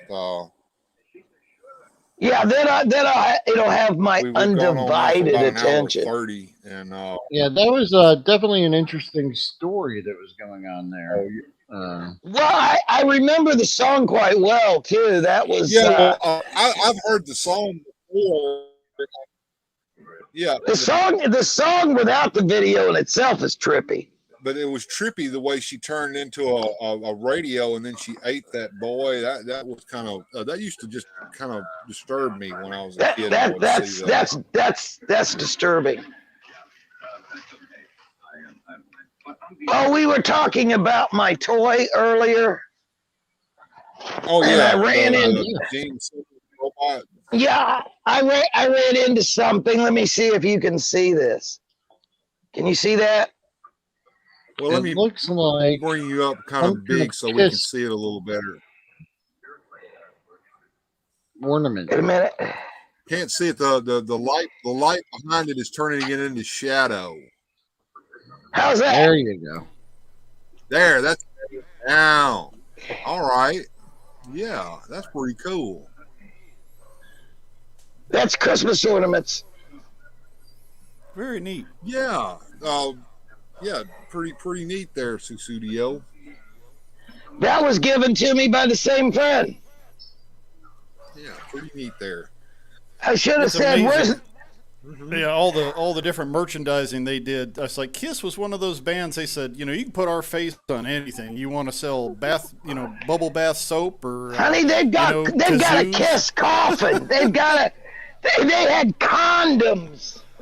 Oh, good grief! I'm sure they were extra condoms. Well, now on the side of it, let me see if I can show you this. On the side of it, can you see the side? You're going to have to blow me up a little bit, Bill. It's got the four musicians there. Yeah, I got you. Here, come a little layout, just real quick here. There we go. Mm-hmm. And now let me take the chat overlay off real quick. See, evidently it has all four. There we go. But hey, I like that. Yeah. But see, I only have the one. So evidently when they come with two figures of the same one. See, you've got the head and you've got him in costume. Wait a minute. There we go. Now you can see him. See him? Mm-hmm. They're really, I'm afraid, I believe they're glass. Oh, okay. They might be a little fragile. Mm-hmm. Like a blown glass ornament.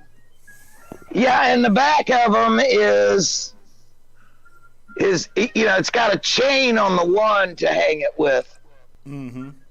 And on the back, I mean, it's so detailed. It's even like got the white stitching and that, and on the wing part where you see him with the extended wing here, mm-hmm.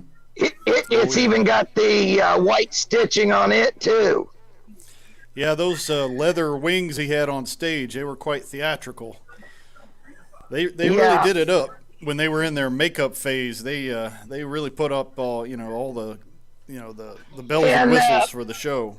And they're in the box, and the weird part is I don't know if she taped them together or they were sold taped together, the boxes. Mm-hmm. But being that they're Christmas ornaments, we're leaving them taped together. Okay.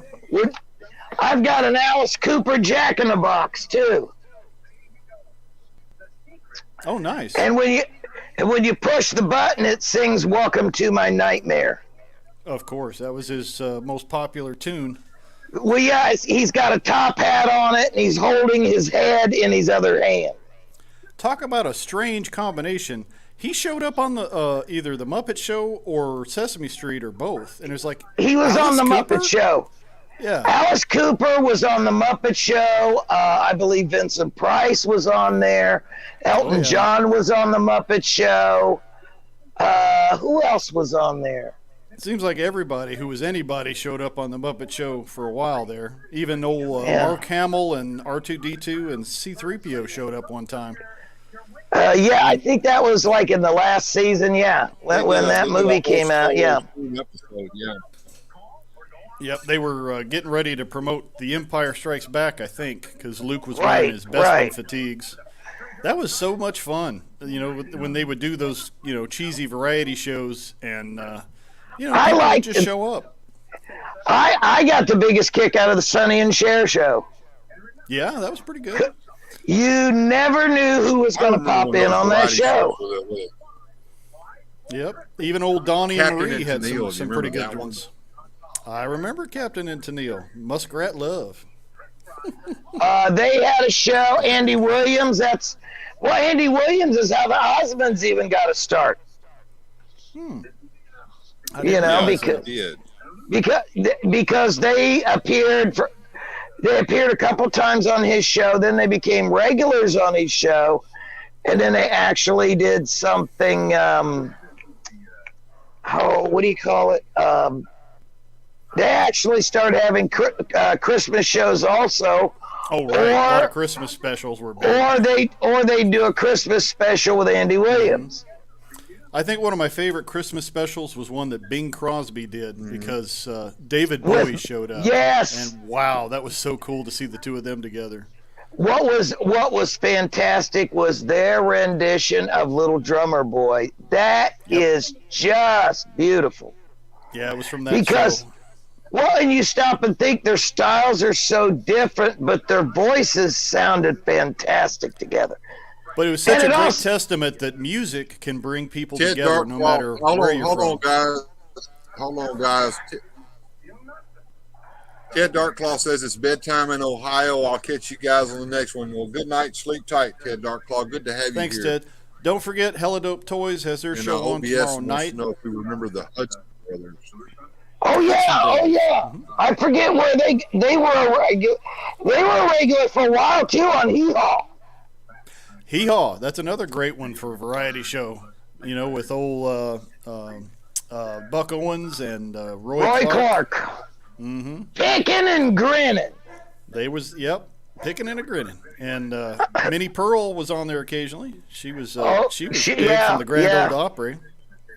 Grandpa Jones was on there all the time. Another from the country side of things, was it Cole Porter? No, was it Cole Porter or Porter Wagner? I always get those two confused. That did a country variety show. Porter Wagner. That's where Dolly Parton got her start.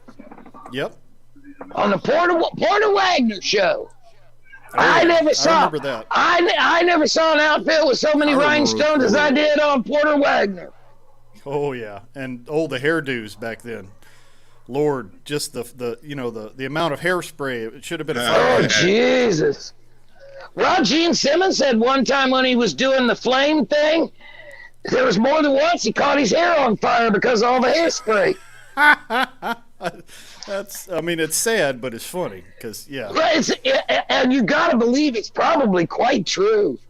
Oh yeah. How else are you going to get that hair to stand up in that kabuki ponytail on your head? Yep, that's it. They did some weird and fantastic stuff, as we like around here. Well, if it's weird, we grew up with it. More than likely. It seems like the 70s and 80s, well, more That like was the fun. 70s was a lot of weird stuff that was... Well, 80s was just pretty weird. Yeah, different kind of weird. But it was fun. Yeah. I And then remember everybody's... Tony Orlando and Dawn, Tie a Yellow Ribbon Around the Old Oak Tree was their big hit. Yeah, and they had a variety show for quite a while, too. Mm-hmm. That was about the same time. Who else was on at that time? Oh, and who can forget the Dean Martin Celebrity Roasts? Yes. Those, I've seen on a lot of, where they've released those on DVD They show excerpts and you can't stop laughing. Yep. And even people who normally play straight men, like Jimmy Stewart, I saw him on one of those roasts. It's like he was laying into those guys. He was pretty funny. Now John Wayne was on Rickles. it. Yep. Don Rickles but still. was a hoot. Oh, Don Rickles was evil. Let's just face it. He would say stuff straight to people's faces. It's like, dude, if you said that on the street, you'd probably get punched. Honey, he could not get away with some of the shit he said back then today. Oh, no. Oh, that's like Rodney Dangerfield. Whoa! Sorry, something fell. Uh-oh. It missed my foot. You all right? That's good. Oh, I said it missed my foot. We're good. As long as it stays off my foot, we're happy. Fair enough. I was trying to get the creamer out of the refrigerator. Gotta have creamer in my coffee. A little bit of creamer. Yeah, I learned the hard way. Trying to multitask while I'm doing the show is a good way to trip over something or knock something off a shelf. Well, you see, I finally figured out a way around that, even though I'm using the cell. First of all, turn the camera off. That's a good one. We'll have to teach you how to put an avatar up so you have a picture up there. I don't have an avatar. And I wouldn't know how to put one up. Well, I actually do. If you see me in the chat, I've got the eagle and the American flag. Well, that'll work. Yeah, there's a way to put that in there. We'll tinker with that off. Well, you off download camera a picture sometime. of that into your phone. You can. Whoopsie. Mm-hmm. Well, I had another one, but Oh, I can put my car. Hold on. We got a question. We got a question in the chat here. Alrighty then. 72 wants to know. Can I ask a? My internet's giving me fits, folks. So I can. Well, I can tell you're breaking in and out. I'm assuming he's talking. He's talking about the cartoon. It was a cartoon from the 70s that would show on PBS occasionally as a filler piece. Mm-hmm. I think they showed that on one of those variety shows, spotlighting Helen Reddy's song "Angie." Yes. Remember, that was before music videos. That's true. Although there were a couple of like music video type shows that started in the late 70s and were in early 80s. Well, there were actually videos, if you stop and think. For instance, Elton John's Don't Go Breaking My Heart with Kiki D. Mm-hmm. There was a video they put out when they did that song. There were music videos back then, but they were called, they just put those on, but they didn't call them music videos. Right. It wasn't until MTV launched that became a big thing. Right. Yeah. Well, there were even, the Beatles had a few. Pretty much the Yellow Submarine was one great big, music video, the whole movie. Well, the Monkees was basically one big music video. Their TV show with some comedy skits in between. Well, you stop and think every time they performed, that was basically a music video. Yep. Oh, that coffee's good. The most bizarre one, I think, was when the Brady Bunch tried to do a variety hour. That was just like, no, please don't. What is this? Should I play the video again later? Oh, 100% say yes. I guess it was popular. Well, the 80s was kind of cool because, what I find humorous, and see how many of you find folks in, by the way, I'm back. I got my coffee. Oh, good. I've got pecan praline coffee with a caramel macchiato creamer. That is way too frou-frou. I like it black and bitter like my soul. Well, it's not fruit. Let me explain this again. I'm diabetic. Yes, I'm just teasing. I can't, but the creamer part, it came out, usually I got the flavored creamer because I didn't have flavored coffee. Well, it looks like this coffee mug's going to have to get thrown away. It's, what do you call it? Steaming up in between the layers. Oh, yeah. Get yourself one of those Yetis. I've got a Yeti coffee container. This thing's about indestructible, and it keeps my coffee piping hot. They're nice. You see what I'm drinking out of, right? Mm-hmm. Yeah. You see the logo? No, you got to put it on camera. It is on camera. My finger was in the way. Well, we make you big. Maybe if we make you big, we can see. Oh yeah, the mermaid gal. Yeah, wait a minute. There we go. That's Starbucks or something. Yep. Starbucks has great mugs. It's too bad they can't do good coffee. Yeah, I agree. There's a place I found at the airport called, was it Coffee People? And it's like, I can only find them at the airport. But they make pretty good. Well, this mug, I'm going to wind up throwing it away. I knew I had one that was doing that, but I thought it was one of them that's the plastic layered. That one's supposed to be for cold drinks. Okay. Keep it from sweating, condensation. Well, no, they're trying to tell you that because they want to sell you the overly iced coffee. Sure. You know, the coffee slushy. Yeah. Yeah, well, they do. They over ice it, and then it gets diluted, and then you're like, what the hell am I drinking? Yeah, if I'm going to go that route, I might as well just get a milkshake and call it good. Well, I'll tell you what, just go to Arby's and get their mocha milkshake. The Java milkshake, you're good. Yeah, those are good. Probably tastes a hell of a lot better. But this, I'm not feeling real bad. I've got so damn many of those mugs. I usually keep one in the car, so if I'm out and I decide I want coffee, whether I want cold or hot or tea, I've got something that'll keep it either hot or cold. Yeah, my wife pretty much told me, it's like, you can either collect toys or you can collect coffee cups, but we don't have room in the house for both, so pick one. Well, the thing is, this one, I knew I had one that was steaming up between the layers, which means it's about time to throw it out. Yep. And I thought it was one that I have that I dropped it on the floor. Now, I have stainless steel ones that I actually bought, obviously, because they keep stuff hot a lot longer and cold a lot longer. Right. But Starbucks hasn't quite figured out to get the diameter the same. They don't fit in the coffee. we have a plant over in Batesville, Mississippi that actually produces thermos products. And thermos makes more than just the famous thermos bottle. They make some excellent little cups and stuff like that, like you guys are talking about. Their thermos. And they can you still buy the old style thermos that's got the vacuum metal piece inside? You can kind of indestructible. You can still buy that thing. It's expensive as hell. It's got glass on the inside. Yeah, you can still buy that thing. I think I bought one for my future. I've had the knockoffs, but nothing works as good as the original. They got they got an outlet store over there that's that cheap. Well, see, now I've got one of the stainless steel thermoses. I bought it when I was working at GM.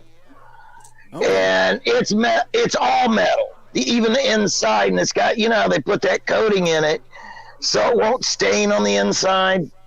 You got some Detroit steel in there? And you can loosen it, and it's got a little pour spigot that'll pop up. You can pour it in the cup. Mm-hmm. And I've had it for years. I don't think it keeps stuff as hot. I don't. Not as hot as the ones with the glass bottle. Yep. I don't. Yeah, that was always my my quest, was to find the perfect thermos that would keep my coffee piping hot from home to my commute to work. And, you try a little bit of everything and, never did quite find the right one. Well, now the one I've got will keep it hot for that period of time.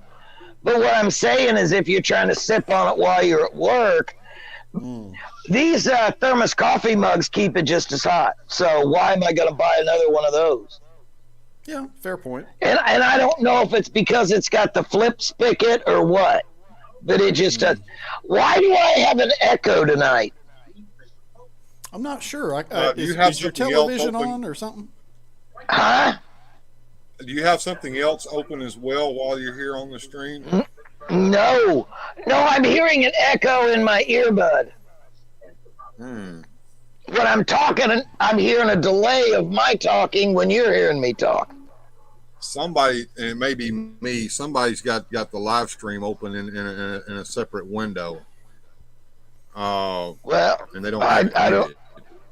Well, I was going to say I didn't do anything. I'm looking to see if I've got any windows open that might be doing that, but I don't see anything on my end. So you guys got the live stream open in a separate. We'll blame it on Will because he's not on camera at the moment. So he. Okay. All right. Well, he's got his mic muted, so it can't be. So I told you I was going through different stuff, and that ornaments, I just ran into those. After I found that other, I'm like, oh dear God, how much other shit do I have that's got Kiss on it? Yeah. And I have one of those throws, and the same friend bought it for me. She bought me one of those. Trapjaw wants us to have a moment. Trapjaw wants us to have a moment for Mr. Hooper here. Who played on Sesame Street, and he actually died, and they had the episode with Big Bird where Big Bird had to find out that his friend had passed away. So we'll just have a short moment here for Mr. Hooper. Goodbye, Mr. Hooper. Okay, there you go, Trapjaw. I never watched Sesame Street much. There were a lot of good some actors of us that were part of grew it. up on it. Yeah. Sadly, most of the original cast has passed on by now. Even the fellow that played Big Bird, I remember he passed not too long ago. That was a lot of people. Speeney, I can't remember. And the guy who played the Fix-It Man, I can't remember his name on the show offhand, but he died here recently too. Yep. I found one of the only original voices left is Frank Oz, I think. Yeah, I think he's the only original Sesame Street or Muppet guy left, really. Speaking of Frank Oz, how many of you guys remember when he voiced Yoda? When I first heard Yoda's voice, all I could think of was Grover. Yep. I don't. I think he used the same voice as Grover. He used that for Yoda, although he mixed his words up so that Yoda had that tick, where he He would say It everything was- backward. Yeah, it was very Grover-esque. Yeah, Grover's one of those. He didn't make the transition to the Muppet Show. I always thought that was a mistake because I liked Grover. But there were certain, like Bert and Ernie, Grover. I think some of Kermit them the Frog. Yeah. Actually, I think Kermit the Frog was the only one that actually made the transition. Now, I remember there was one episode where the whole cast of puppets from Sesame Street kind of cameoed in it for a minute. Yeah. But, And they did show up in like the Muppet movie. I think they were in the background. Yeah. Oh yeah. Miss Piggy sounded a little bit like Yoda too, because Frank voiced both. Well, yeah, he did all those voices. He did so many of those voices. I found a bunch of toys I got out of claw machines. oh, really? I love claw machine toys. They're so cheap and excellent. They're so cheesy, they're fun. Exactly. One of them is Sting, The wrestler or the musician? the Oh, really? wrestler. Yes. Another one is a Beetle doll era Meet the Beatles, with the black suit, with the ragged hair. And another one is Homie the Clown. They made a From Homie In the Living Clown Color. figure. Oh, I wow. have complete with the blackjack in his hand. Yep. Because Homie don't play that. Yeah, well, I got Homie, and somebody told me don't ever do anything with Homie because Probably they rare. didn't. Well, they didn't really make many of them, I guess. Yep. And I have this guy. Take a look at this guy. Oh wow. Oh, check that out. Let me get you big there real quick. There we go. Even got his drum. Yep. Yeah. Nice. Got his little bootsies. Claw machine. Those are fun. Wow. See, he's got his drumstick and he's got his drum. He's sitting in my Corvette cookie jar. I have a Corvette cookie jar. He's sitting in He's it. singing Beth. Yeah, well. And by the way, for all the people who to not know, you got to know. Wait a minute. Let's see. How am I going to do this? I'm going to turn my camera around. You tell me if you can see this. Okie doke. All right. Let me see if I can pull you up where we can see. That a Tyrannosaurus or a dinosaur of some No, sort? wait a minute. No, Some trucks. no, this. The corner. Let me take the overlay off. Hold on. Yeah, if you tilt your camera down a little bit, we might be able to see it better. It needs That's some light dark. on it too. Well, this light over here don't look too good. Okay, Yeah. never mind. It's a giant Scooby-Doo. Okay. Yeah, we were just seeing him in silhouette, but Here he is. Here's Scooby. Here's Scooby. He's gonna have a Scooby snack. nice. I had to do one of those whack-a-cats to get him. Oh, at a Okay. like a carnival game. No, at Kings Island, which Oh, okay. used to have the Happy Land of Hanna-Barbera. Wow. Yeah. Hanna-Barbera, you don't see much of their stuff anymore. They had some great, figures Well, and that's- cartoon stuff. Well, see, that's what I think is stupid, what they're doing to Velma and Scooby-Doo, because that's Hanna-Barbera. Yeah, I don't know who's at the reins there at the Warner Brothers, but that's just not. Do you very see good. this? Yeah, what am I looking at? Yeah. Let me bring you up where we can see you a little better. I messed up and took her off the stream. Here we go. Put her up on. There we go. Yeah. Yeah. I like that. That's cool. Is As that Beetlejuice, your- I'm feeling kind of anxious. Beetlejuice. That's the kind of hat you wear when you want to let people know you're feeling a little horny. You got a lot of horns on your head. Oh, I got one that's got more horns than that, but I won that. I don't remember what. It's one of those that's the red and orange. No, red and black. It's got the spikes. It goes all the way down your back. Cool. Yeah, see, there's my Corvette cookie jars, my Alice Cooper. You got quite. You have a very eclectic you got collection. quite a bit That's of. very You got cool. quite a bit of memorabilia and pop art there in your house. Oh, you watch this.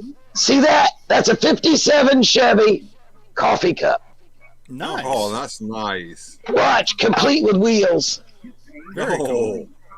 There's I'd mess Alice. up and make You it can more. see Alice, can't you? Yeah, I can that, see that it really right there. looks like him. You see, he's got his skull with his. Oh Yeah. I left him extended because, being that he's rubber, I was afraid he'd dry out and rot. Right. Oh, right in the Jack in the Box. Well, Alice in a box. Uh-oh. He's not playing. I better put a new battery in him. You know, I've got a bunch of car banks. I've got, I collect cast iron banks. Yeah, those were popular back in the day. You have some that have like the trick action to them, where they Yep, take the coin. they got to be mechanical or I'm not interested. Right. I've got one of the old metal clown banks where you put the coin in the hand that goes in the mouth. Right. I've got one that's the dentist, where he's pulling the tooth. He's got his knee on the guy's lap, and he's yanking the tooth out, and as he pulls, the coin is in the back of his knee, and it raises up and drops it. Those are fun. My favorite as a kid was one that was like a monster box where you'd put the coin down, and then a monster claw would come out and grab the coin and pull it in. Oh, yeah. They had two versions. One was a monster claw, and the other one was like the Addams Family thing. Right. You'd put it on a pedestal, and the hand would come out. There go your coin. Oh, by golly, it's raining, ladies and gentlemen, cats and kittens. Welcome to Ohio. Yeah. Is it the rainy season there right now, or? Honey, shh. I think it was supposed to snow the other day and didn't. Oh well, you I'll dodged the take bullet that. there. No, well, they were expecting a big storm, so. And Dad and I had already gone to the store 2 days prior. Snow is pretty on a postcard. I don't want to drive in it, and I don't want to shovel it. Here's my thing. This sounds crazy. I don't mind driving in it until it's thawed and then refrozen. Yeah. Then I don't want to. No. I used to drive in it. We had a snow emergency where we weren't supposed to drive one year. I think it was a level 3. And the problem with driving in snow is, even if you're prepared, there's the other knuckleheads on the road that aren't, that you have to watch out for. Well, see, when I was going to work, it was 6 a.m. Probably not too many folks on the road with you. Well, and then, of course, you've always got the dipshit that forgot they should have left earlier, which goes right back to... Hang on a second, guys. Trap Jaw, if you're still in the chat, let me know, because I'm getting ready to play that music video again here in just a minute. So hopefully Trap Jaw's still here and he can watch that again. And okay, someone else missed it, but I think that they're gone now. But yeah, we're going to play that music video over again. It was 100% of everybody that's in here basically said they wanted to see it again. So I'm going to play it and let you guys finish your conversation real quick, though.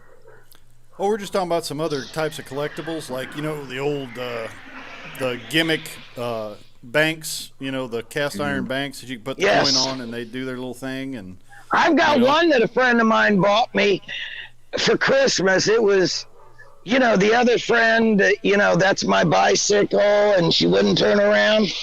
Yes. You remember was that the infamous? We're kind of talking about toys, but we're kind of not. But I mean, what we're talking about is memorabilia and pop. Well, back in the day, these actually were considered toys, even though you could knock your mom and dad over the head with them and kill them. Yeah. Yeah, the banks and stuff were kind of in the toy aisle, weren't they? Well, yeah. Well, she took me to a flea market. She tells me a friend of hers, this guy she, quote, was dating, liked collectible banks. You know, like the cast iron one. She had seen that I looked at them. And she says, well, see what you see and tell me what you think. And I saw one that was a race car. Okay. You put the coin on the front of the race car, you flip the switch, it flies forward and drops it on the end. It's like it's colliding and comes to a complete stop. And I thought I had never seen one like it. And I said, now this is cool. And they're heavy. Now, 75% of them that you're going to see at a flea market are reproductions. Now, you and I are not so stupid, we don't know this. Because the others have pitted and they've repainted them and they've ruined them. And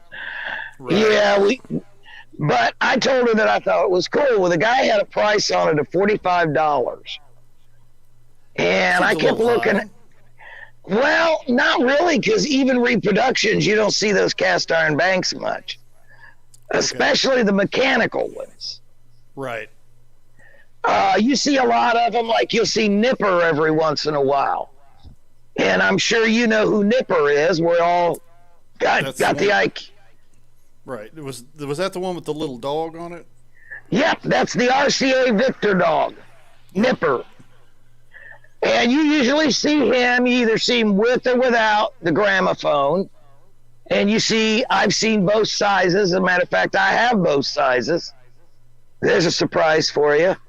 Yep, I remember the motto was his master's voice, because he was listening to the gramophone. Mm-hmm. So I looked at this. I looked at this bank. I told Tammy about it. She went over, and she's one of these people. She does not know how to haggle. Right. She's the kind of don't be a Tammy. She'll go in and they'll ask a certain price for a car. She'll agree to pay it, and I'll look at him and go, you mean you can't get any lower on that car? Gotta haggle. You know, and he says, well, no, and Tammy's just all gung-ho, she's got to have it. So, you know, so she had me deal with the dealer on the bank. I got it down to $25. Wow. Let's make a deal. You and Monty Hall should get together. Well, I looked at him and I said, he says, well, there's not that many. I looked at him and I learned this from my parents because my parents like some of those banks. I said, well, you and I both know it's a reproduction. And he looked at me stunned that a young, you know, because at the time I wasn't really at the age group that should know that much about classic metal banks. Right. And I got it for $25. He wrapped it up in newspaper, and I had to carry that bastard through the flea market. It was heavy. So, oh Jesus, it is metal. Well, basically, it's pop metal is what it is. Don't ever let one fall; they will crumble. I dropped one. Yeah, they'll crack, won't they? Because of the type of metal. The jaw broke off of it. I had one of those where you pull the tail of the bulldog, and its head goes back and its mouth goes open and you drop the coin in. Okay. Yeah. So now his jaw's broke. So, make a long story very short because these people want to see the video. What happened was Christmas came around and I gave her little gifts because trying to buy stuff for her was impossible because she'd buy anything she wanted. Because I'd sit there and think, well, I'm going to buy this for her, and come to find out she would have already bought it, and you're thinking, thank God I didn't buy that. So anyway, I bought her something, and she really liked it, and she says, well, here's your Christmas present, and it was a Kroger bag with a bunch of newspaper crammed in it. And there was a Kroger bag with a box and a bunch of paper around the box and in the box. Interesting. And I'm looking, and I unwrapped. It was that goddamn bank that I had dealt with. She had bought it. That I had bought my own Christmas present. That sounds like a very Tammy thing to do for Christmas. Well, it's actually smart when you stop and think about it. Where you take somebody in and say, well, they have the same taste as you. What do you think? Would you buy this? And if they say, oh, I've already got one, well, then you know not to buy that shit. Yep. Well, let's see that video, Bill. I'm ready to see that again because there's probably some things in there I missed the first time around because there's a lot of Me stuff too. going Yeah, on watch in the that. Watch that background. one more time, especially at the very end when you see all those pop stars come across the screen. It's kind of trippy. All right, here we go, folks. One more time, and I'm going to shut my cam off.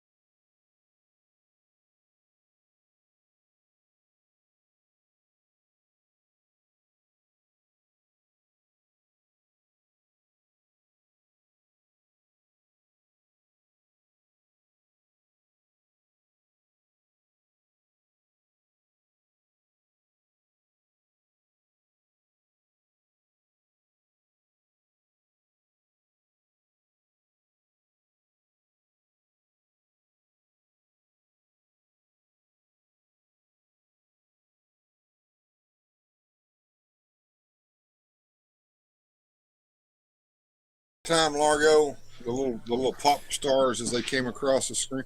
Yeah, Stevie Wonder, I saw him there, Carl. Yep. Yeah, and was that Frank Zappa? I swear that looked like Frank Zappa that came across there. I think that was Jim Croce, but That was that's Jim Croce. Can anybody hear me? Yes, ma'am. We can hear you. Okay. Yeah, that was Jim Croce. Looked like Loggins and Messina was in there. Okay. That was You know the one The two guys, the one with the beard and the ones without. Yeah. Mhm. That was either Loggins and Messina or England Dan and John Ford Coley. A lot of folks that were very popular Yeah, in, it was- in the 70s there. Hmm. Very trippy little video there it was. Johnny Sorensen says, is there a Patreon chat today or tomorrow? Not for me. I generally don't try to do a Patreon chat when Grindhead Jim is doing his. And well, what we need to do, and I've been trying to do this ever since I set up the Patreon, is to find out when the patrons want to chat, because you know, every once in a while I do one, and Rolo wants to come on and show us some laser sharks, but Right. I have a hell of a time getting with him. Largo, maybe you can help me with that end, please, Sure. sir. And Yeah, it's a little we'll tough try to figure out a good time because we've got so many different friends in different time zones, from the UK to Australia, even New Exactly. Zealand. So we'll figure out a time So to make yeah, it work. use the chat function or the message function in Patreon, guys, to help me figure out when is the best time to set a good Patreon chat so that everybody can get together. Mhm. And yeah, OBS, that's a crazy damn little video. I got some more of that stuff here hanging around the house that I'll have to bring in maybe on another late night, because I think late night is the place to do it. And I want to address Trap Jaw. You know, he said he wanted to talk about toys tonight. We do talk about toys, but the late night show is a little different than the Sunday hangout, and so and even the Friday open mic is a little different from the Sunday hangout. So on the open mic, I just let the chat run wild, and we just address the chat and then let the chat be the star. On like tonight, we kind of bring in something that we're not used to, and we kind of work from there, and maybe toys, but maybe not. But Sunday, if you want all about toys and strictly toys, that's the Sunday hangout time. And Gojitron says, I was looking up info on the video. The animator's name was John D. Wilson, and he did several of those videos for the Sonny and Cher show.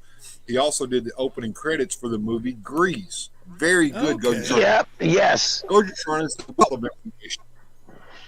Oh, yeah. And there was another one with Harry Belafonte doing the Banana Boat song. I'll have to try to find that one. That one was cool. Yeah, it's a very interesting type And, of animation.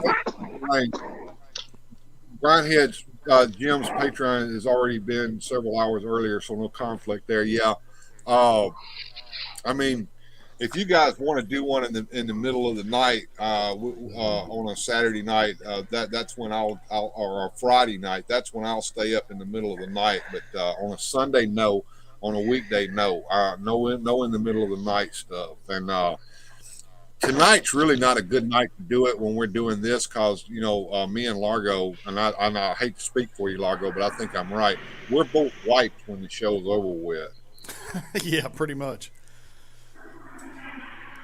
But yeah, we'll work out a time that works And for everybody. OBS says, yeah, it is the same type of animation in Greece. Because Gojitron was telling us John D. Wilson, so that's a rabbit hole that I might jump down here.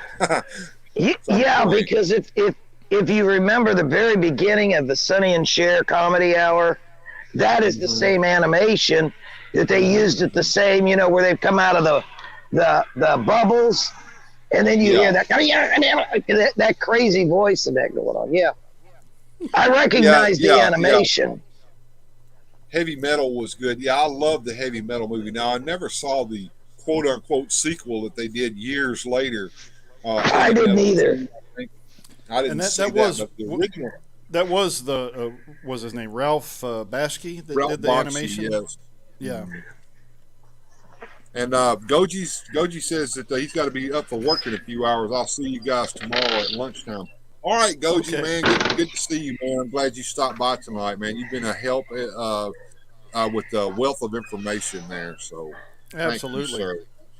Yeah, and please go check out his Micronauts video if you're interested in those toys from back in the day. He did a great video, did some research on the whole line and all the different restarts of that have come and gone over the years. And OBS says that the second heavy metal was good, but it wasn't like the first one. Usually that tends to be the case. I know that for years and years and years, that movie was never released because of the rights issues with all the songs that they used on there. They finally released it to videotape, and I think it did get released to DVD at some point. So I know I got the video. I don't know if I got the DVD. They showed heavy metal on one of the classic movie channels not too long ago. I think I've got it on my DVR in the bedroom. Yeah, see, rights issues are so weird because, like, you can have the rights to show it, like on HBO or Cinemax or whatever they call them now, but you can't burn it on a DVD and sell it. You can only show it like that, you know, and so the way the rights are written, so it's kind of hard. And getting an album out of that, like maybe a DVD or not a DVD, but CD. Yeah, album. You can. I don't know if I have. I've got a lot of soundtrack. It wasn't even close to the original. Right. Yeah, because with the original, you had that storyline, the orb that went from one story to the next, and there was this whole thing that it followed through. And I don't think the second one really captured that same idea as well.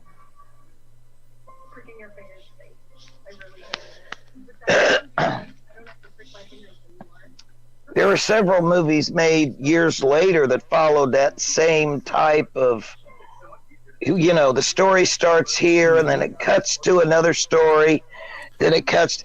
If you remember, Pulp Fiction was filmed like that. Yes. You had and so was what was the name of that movie? Bruce Willis was. Yeah, the Fifth Element, the angry cab driver in the Fifth Element was definitely the heavy element, related to that. Yeah, the Fifth Element, the cab driver bit in that was kind of related to the little bit that was in heavy metal. What was the name of the movie that primarily was in black and white, and it had Mickey Rourke was in it with this big square face. Sin City is based on a comic book. Mm-hmm. Yeah, it was almost the same type of storyline as heavy metal, where it cut, stopped. You know, very where you similar, where the different characters would interact with each other in different ways in different scenarios. Well, yeah, because this is what happened when he left here, and here's what he's doing. And oops, he runs into this guy after such and such has happened. Right. So Quentin Tarantino uses that on a lot of his films too. That yes, same idea. Yes, yes. That's why I brought up Pulp Fiction, because it is several stories going on at the same time. Right. Pulp Fiction and Reservoir Dogs kind of borrow I've never seen that style. I've never seen Reservoir Dogs. I've heard it's a great movie, but I've never seen it. It is good. It's violent. There are some rough scenes in it, but it is well done and a great story. Well, Pulp Fiction's not exactly for your 5-year-old either. Exactly. Yeah, there's some good ultra violence there. Yeah. But, yeah. I think the spaciest movie that I have ever watched had to be Clockwork Orange. Yep, Stanley Kubrick. Boy, that was trippy. And the funny thing is, I didn't know it until years later. Obviously, that was his first movie. Yeah, Clockwork Orange. I don't know if it was much of a commercial success, but it was definitely. I mean, it influenced filmmaking for many years to come because. Well, yeah, because of the way he used the camera, you know, it was. Well, you stop and think of some of our big producers and directors and hotshots that we elevate to such a high pedestal now. What's really funny about like that movie is that my sister's friend thought I would think it was cool, and I was really young. I mean. What movie? That movie came out in the 70s, right? Clockwork Orange, or early? Yes, 80s? Yeah. Yeah, it was Okay, 70s. so I was like 7 or 8 years old, and she brought it over, and like Wow. maybe 10. I couldn't have been much older because she's like 6 or 7 years older than me. So Yeah, she's that's like, too "Hey, you'll young to love be this." watching that. Oh my god, I was really disturbed by it. And, Well, I there don't was- care what age. I don't care what age somebody is. If you do not find A Clockwork Orange disturbing, there's something wrong with you. it was Because Absolutely. it is very disturbing. But you stop and think of some of the first excerpts. I was watching an old TV show the other day on, I don't remember if it was MeTV or FE TV. And I saw all these directors' names pop up on episodes of anywhere from Rawhide to some of the old. Have Gun Will Travel's a good example. And you're reading these names, and it's like they became mega directors later on in their careers. Oh yeah, there was another movie that my dad brought home because he thought the cover looked cool at the video store. It was called Brazil. And, Oh, yes. have you ever seen That was movie? Terry Gilliam, the guy from Yes. Monty Python fame. He Yeah. wrote Brazil Yeah. and what was the cover other one? had, like, 12 Monkeys. Pretty much was his- that was kind of a like cyberpunk kind of deal. Kind of, yeah. The cover kind Kind of a looked like that. But cyberpunk Brazil. it was also not it was. for It, a real young kid. I was expecting a sci-fi adventure, and it was more of a really like kind of a downer at the end there. Where very he's esoteric. lobotomized. Yeah, I've not seen that one. OBS brought up Naked Lunch. That was another one where watched it Never with saw no it, no. context. And it's one of those movies that just sticks with you for the rest of your Yeah. life. But yeah, I've gone back and watched Brazil several times. They've released several versions of it. But yeah, at the time I watched it, my dad was like, "Did you like it?" And I was like, "I don't know how I feel about it." There- It's like a 10 or there was 11. There was a movie I went to see when I don't remember if I went on a date with somebody or if I actually was allowed to drive a car. Mommy and Daddy didn't just hand me the keys to the car and go have fun. Was Billy Jack. Oh, yeah. And the second Love one Billy sucked. Jack. The Our buddy second one I Max thought Siverack sucked. has a great Billy Jack style hat I'm very envious of. The Dark Backward, OBS is saying. Is that a newer movie or is that an older movie? I've never heard of it. Not familiar with that one. I'll look it up. Hey guys, But as far as... Yeah, go ahead, Bill. speaking of creepy but good, would you guys like to see some Grindhouse movie trailers real quick? Why not? Yeah. Here we go. We're I'm gonna. gonna play We this. might get edumacated. Here we go. Some coming soon from the Grindhouse.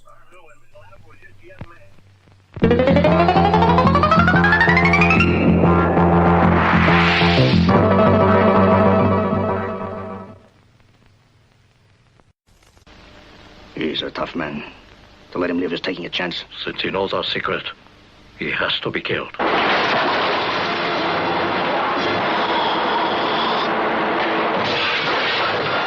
Terry Seguri, 6'6" of half-breed fury. But he's got a little problem. He has a hard time making friends. You tell that bitch who sent you here. How sorry I am I can no longer be her friend. The Street Fighter. If you've got to fight, fight dirty. I'll kill Tsurugi. Now I owe it to him.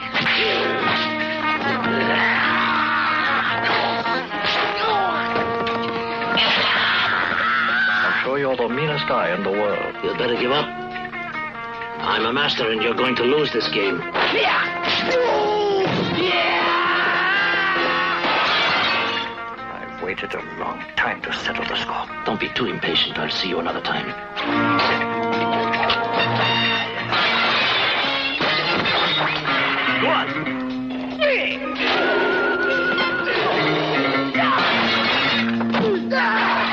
hate punks worse than anything. And I would love to see the mob destroyed. He has to die. We cannot let him live. Daioku school, remember? I owe nothing to any school.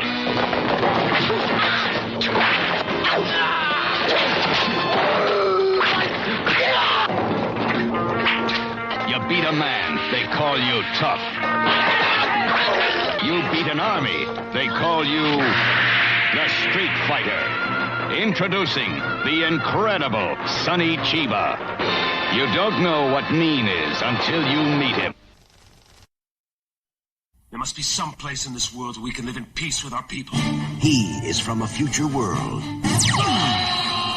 trapped in another time, searching for his past. A hunter of incredible power and strength.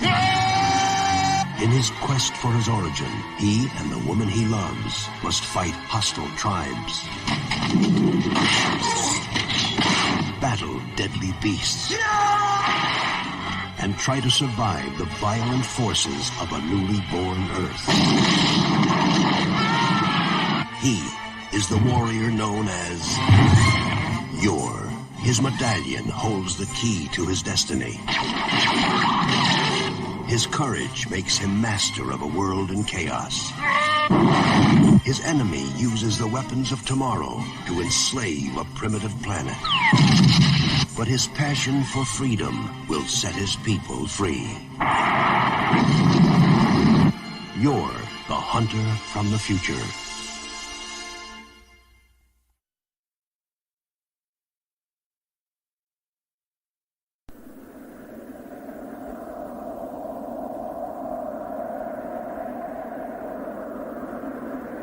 Return to the Shogun Assassin.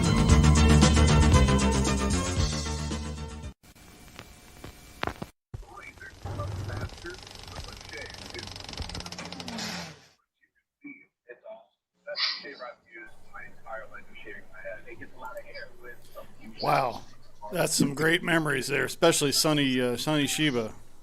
Some of those. Yeah, the Sonny Chiba movies were that was a trilogy, if I'm not mistaken, and they have to be watched all at the same time, so like a triple feature.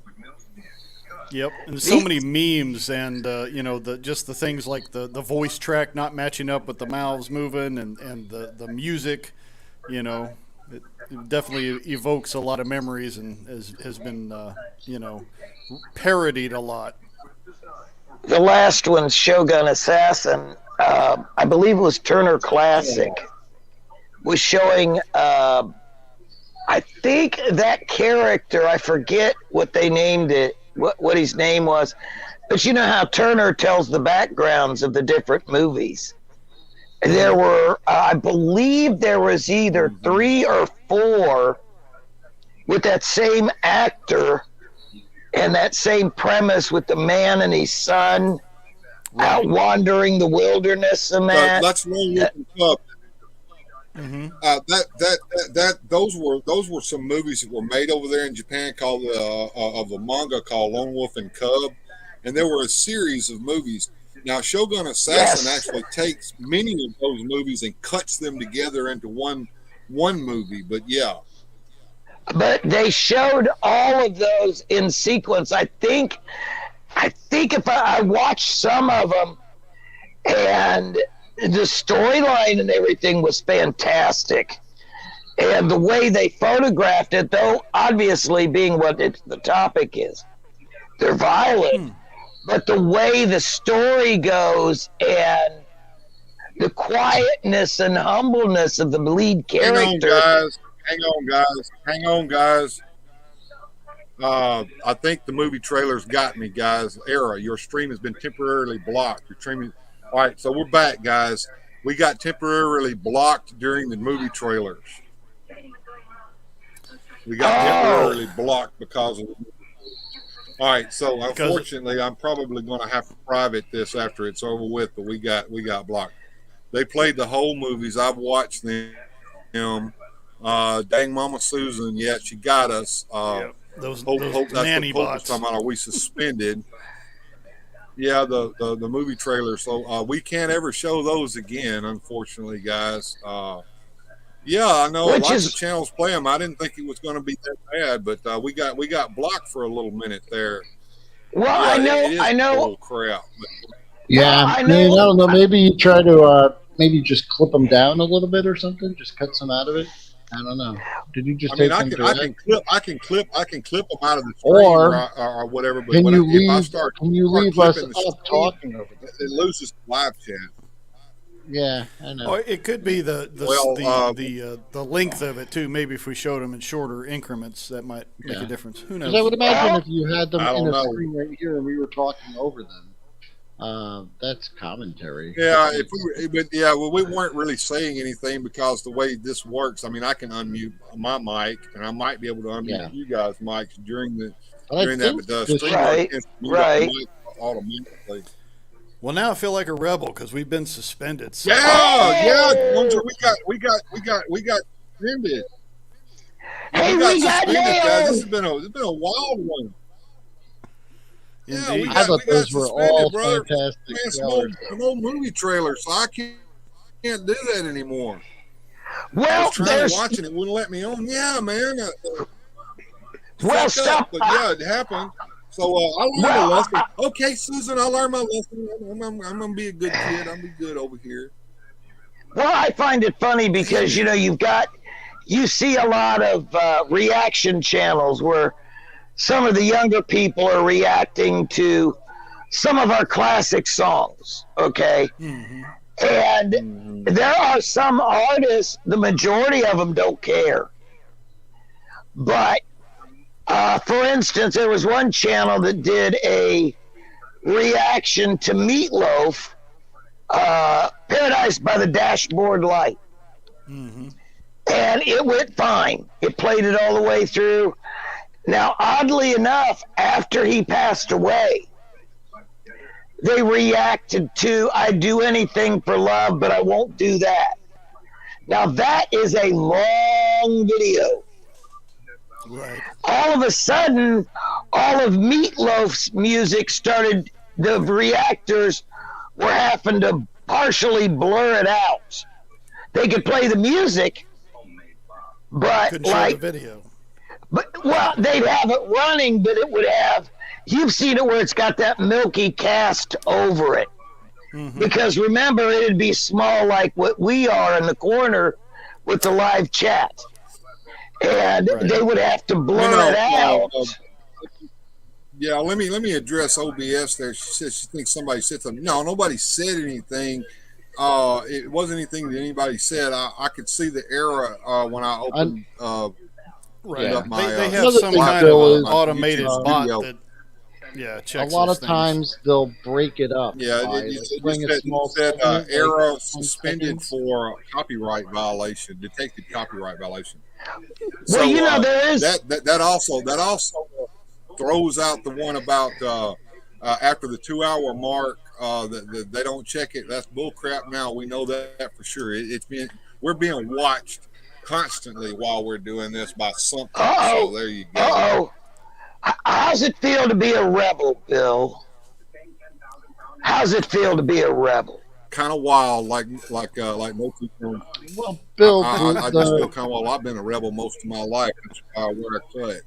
But yeah, there's a way around it too. Cat did that. Well, there's a way around it too. Like backwards.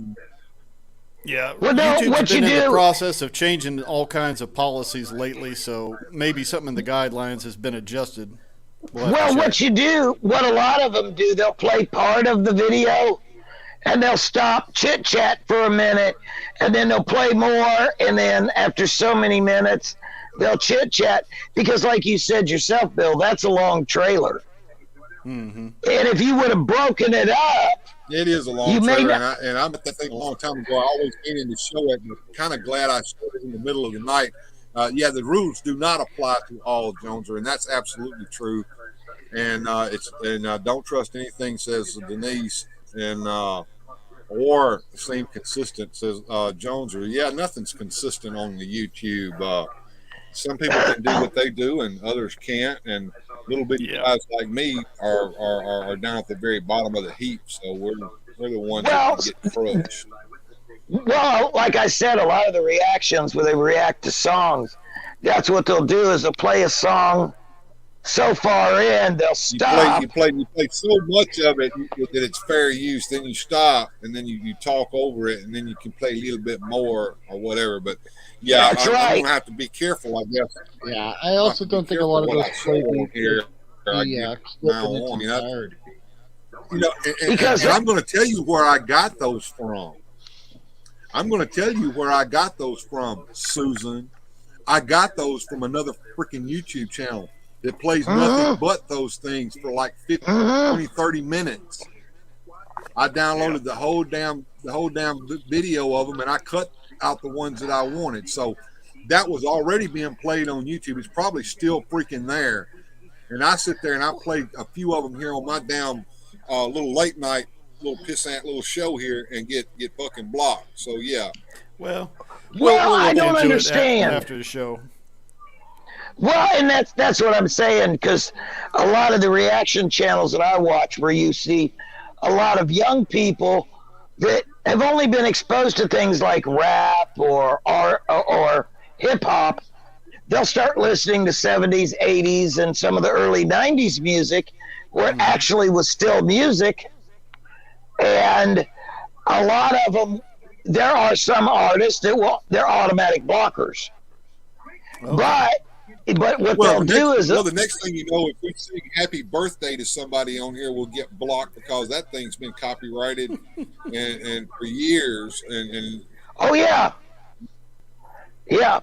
But, but what they do is they'll play a certain portion of it, and they'll stop and say, oh, that blew my mind, or something like that. Or I wasn't expecting that. They'll talk for about a minute. They'll play some more of it. And they have to be careful when they cut it, because I notice it on, for instance, Led Zeppelin, when they're trying to play Stairway to Heaven. That's kind of hard to edit into that to stop it. Or Freebird is another one they got to watch out on.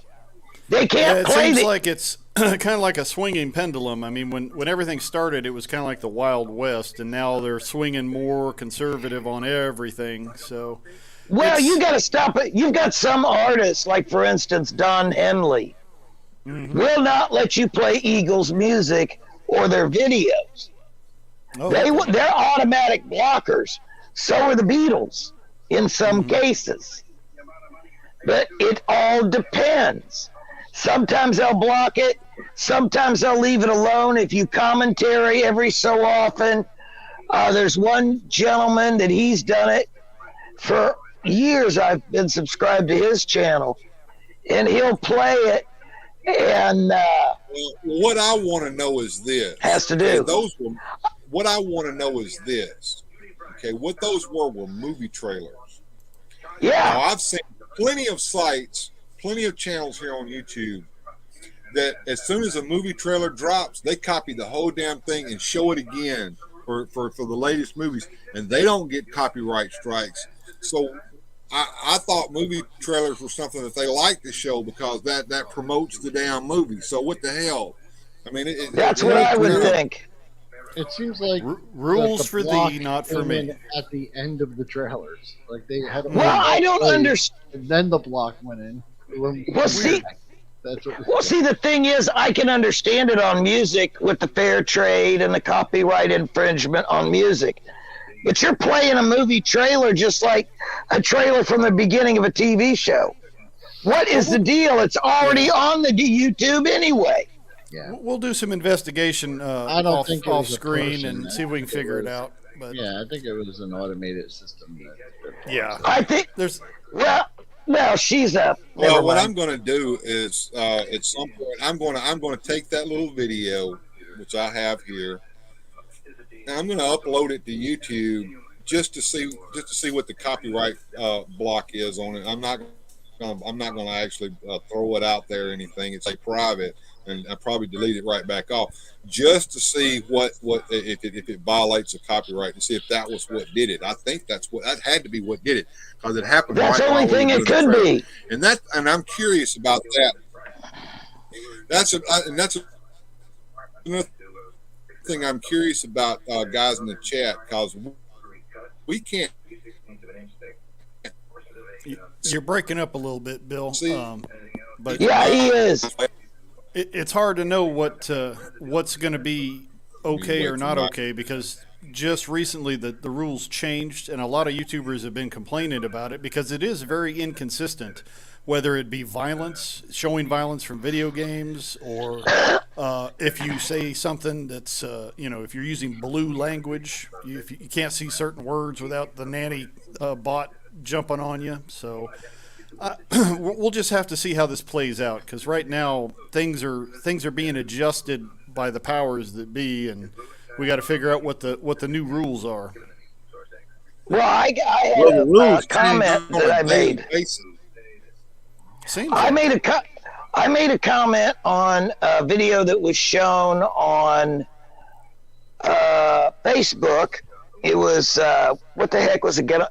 The comedian Terrence K. Williams showed a video of something that happened where these guys were attacking her car. Okay, this woman, she had her 8-year-old daughter with her, and she goes to move, and they tried to block her car in the street and all this. And she went forward, and unfortunately, because these people were in front of her, she hit a couple of them. Mm-hmm. And she stopped the car after it happened. They arrested her, which traumatized the child even more. And the question that he asked was, what would you do? Well, I made the obvious comment, which I'm not going to make right now because somebody's got that little push button. Mm. And they came back and told me that my comment violated community guidelines. Wow. That's weird. And I didn't say anything. It was basically just go forward, whatever. And I just found that a little tacky. You're not inciting anything in any way, shape, or form. It's just like, what? I don't know. What is the guidelines anywhere you go? Yeah, it seems like these days it only takes one wet blanket or a little snowflake who can't handle anything to cry, and everybody gets up in arms. But well, remind me not to wear a rainbow or tie-dye or unicorn shirt. Of course, now, the sad thing is I've got a very cool hoodie for the Dayton Dragons baseball team here in Dayton, Ohio. Mm-hmm. And it's tie-dye. Very cool looking tie-dye. It says Dayton Dragons on it.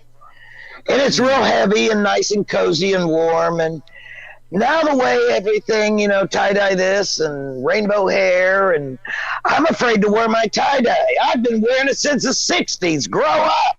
It's not like they invented it. Yeah, it seems like certain groups appropriate certain symbology or colors, and they act like they own it. It's like, well, no, I remember when that was long before you guys ever showed up and started making noise. Well, yeah, I had tie-dye jeans. Yep. So, and flares. They think that that's a new fashion statement. Have they seen the movie Woodstock? Okay, kids?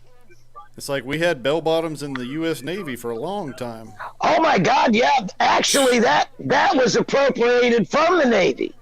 Yep. Because they used to go to the Army Navy surplus store and buy the button front Navy pants. Yep.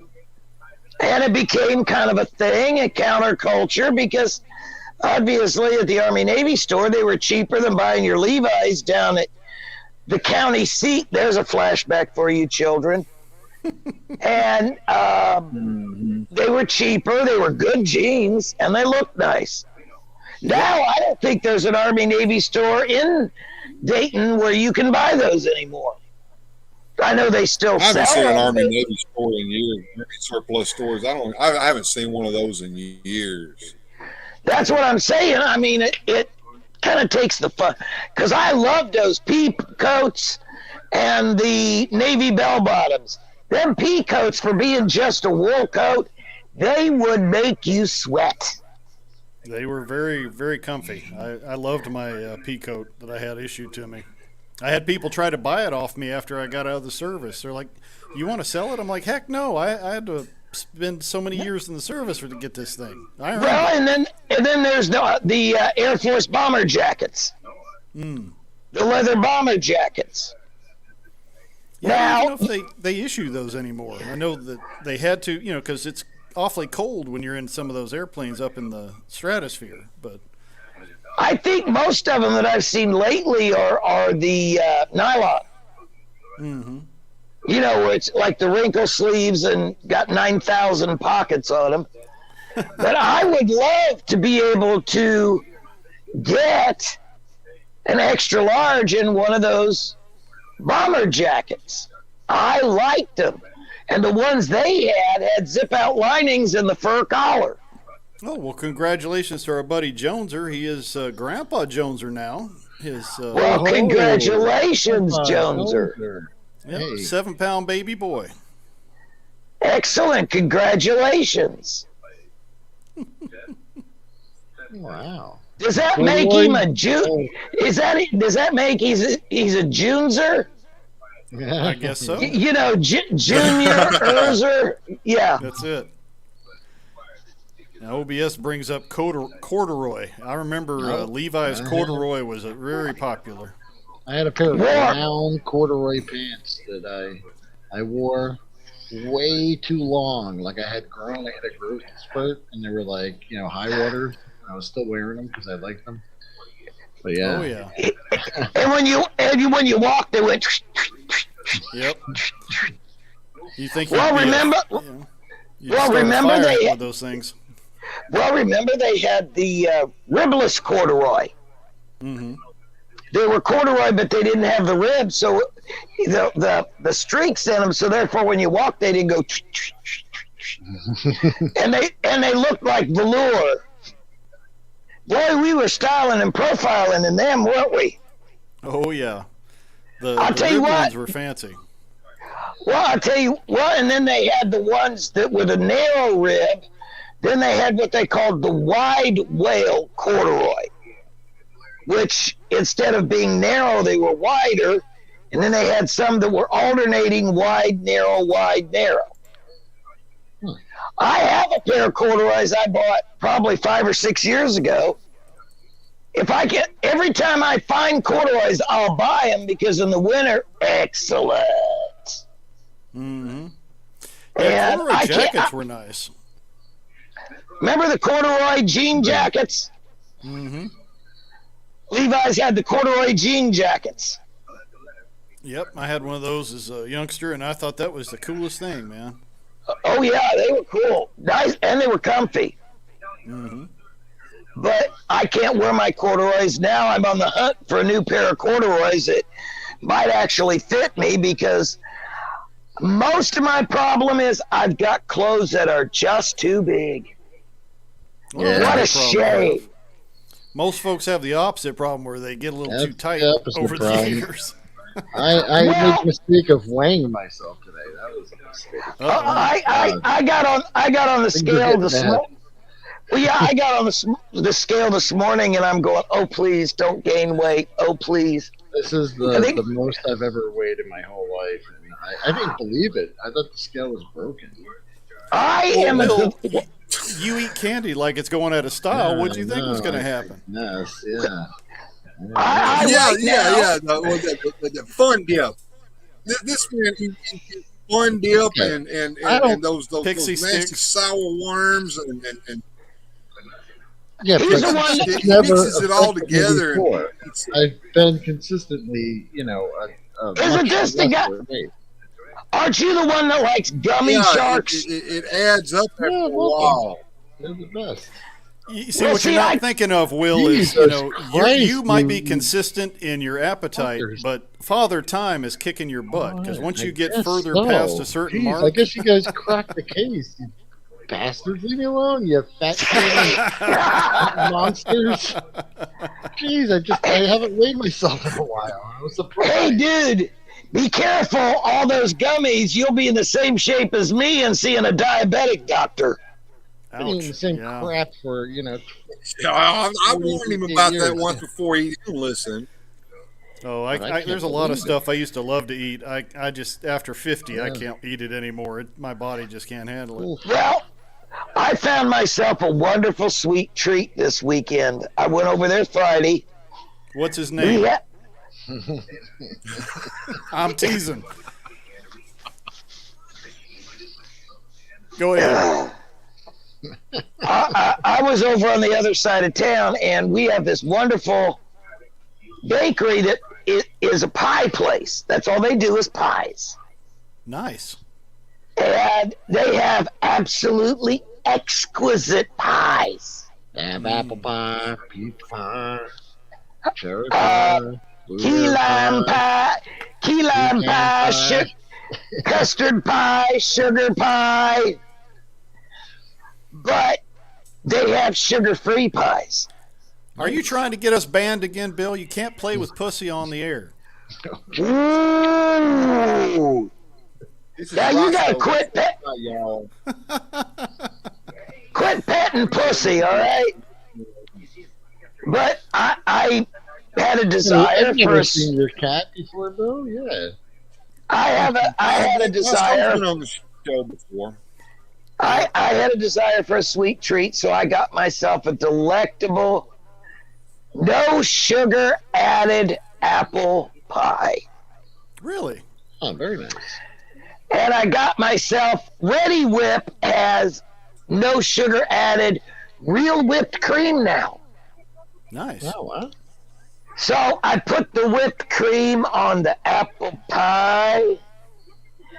Got me a big glass of moo juice. That was breakfast this morning. That's the breakfast of champions there. Well, I'd already had my cup of coffee, so I didn't want too much caffeine in my system, so I drank a nice cold glass of milk.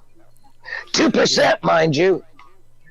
But I like to eat my apple pie with a great big old chunk of ice cream, vanilla ice cream on it. Just a big old mountain of sin in a bowl. Well, there's only one problem. Now, they have sugar-free vanilla. Mm-hmm. But there's a caveat.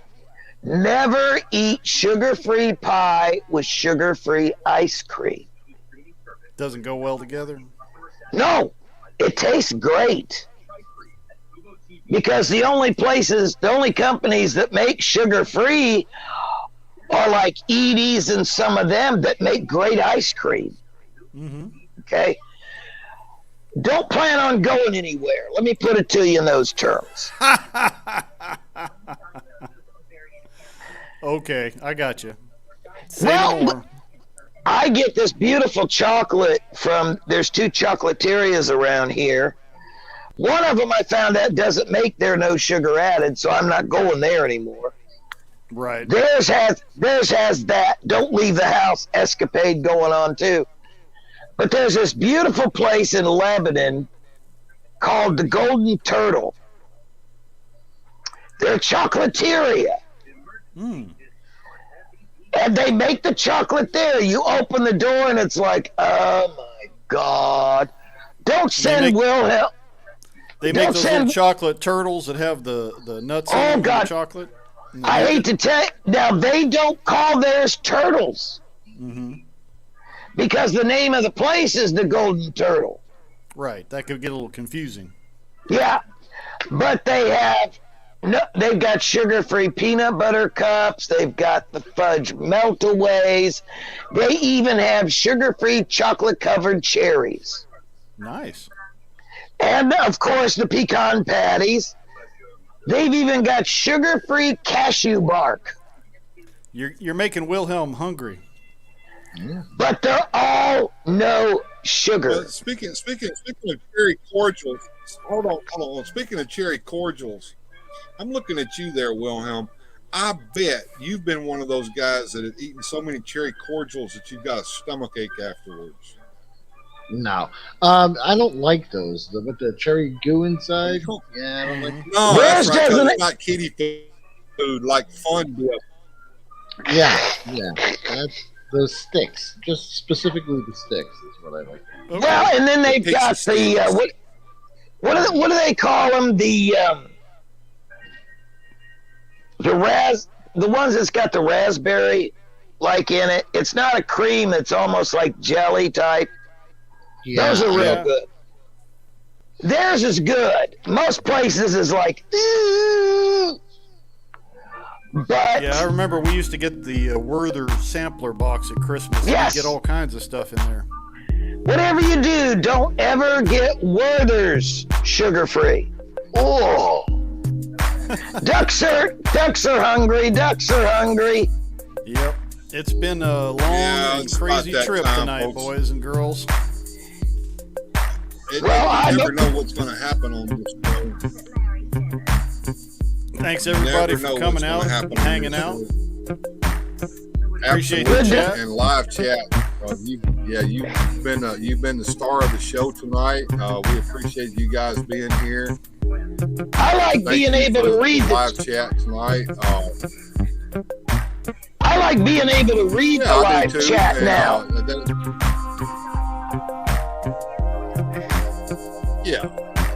And that's part of the reason why I set that up that way. I wanted and that's kind of a carryover from open mic, but I put the live chat up tonight as well so we can interact a little bit with the people there. I want to thank all 6 viewers who stayed the whole time with us. That was so, great of you guys to do that. Cheers to them. And I enjoyed everybody. Yeah. Everybody who popped in, thank you for popping in and out. We'll have to think about the format of the show a little bit, Largo, as a result of what happened earlier tonight. But anyway, everybody, we'll see y'all tomorrow at noon Central Time for the Sunday Hangout. And thanks everybody for being here and then good journey. Special thanks to these supporters on Patreon. Without your help, these adventures would not be possible.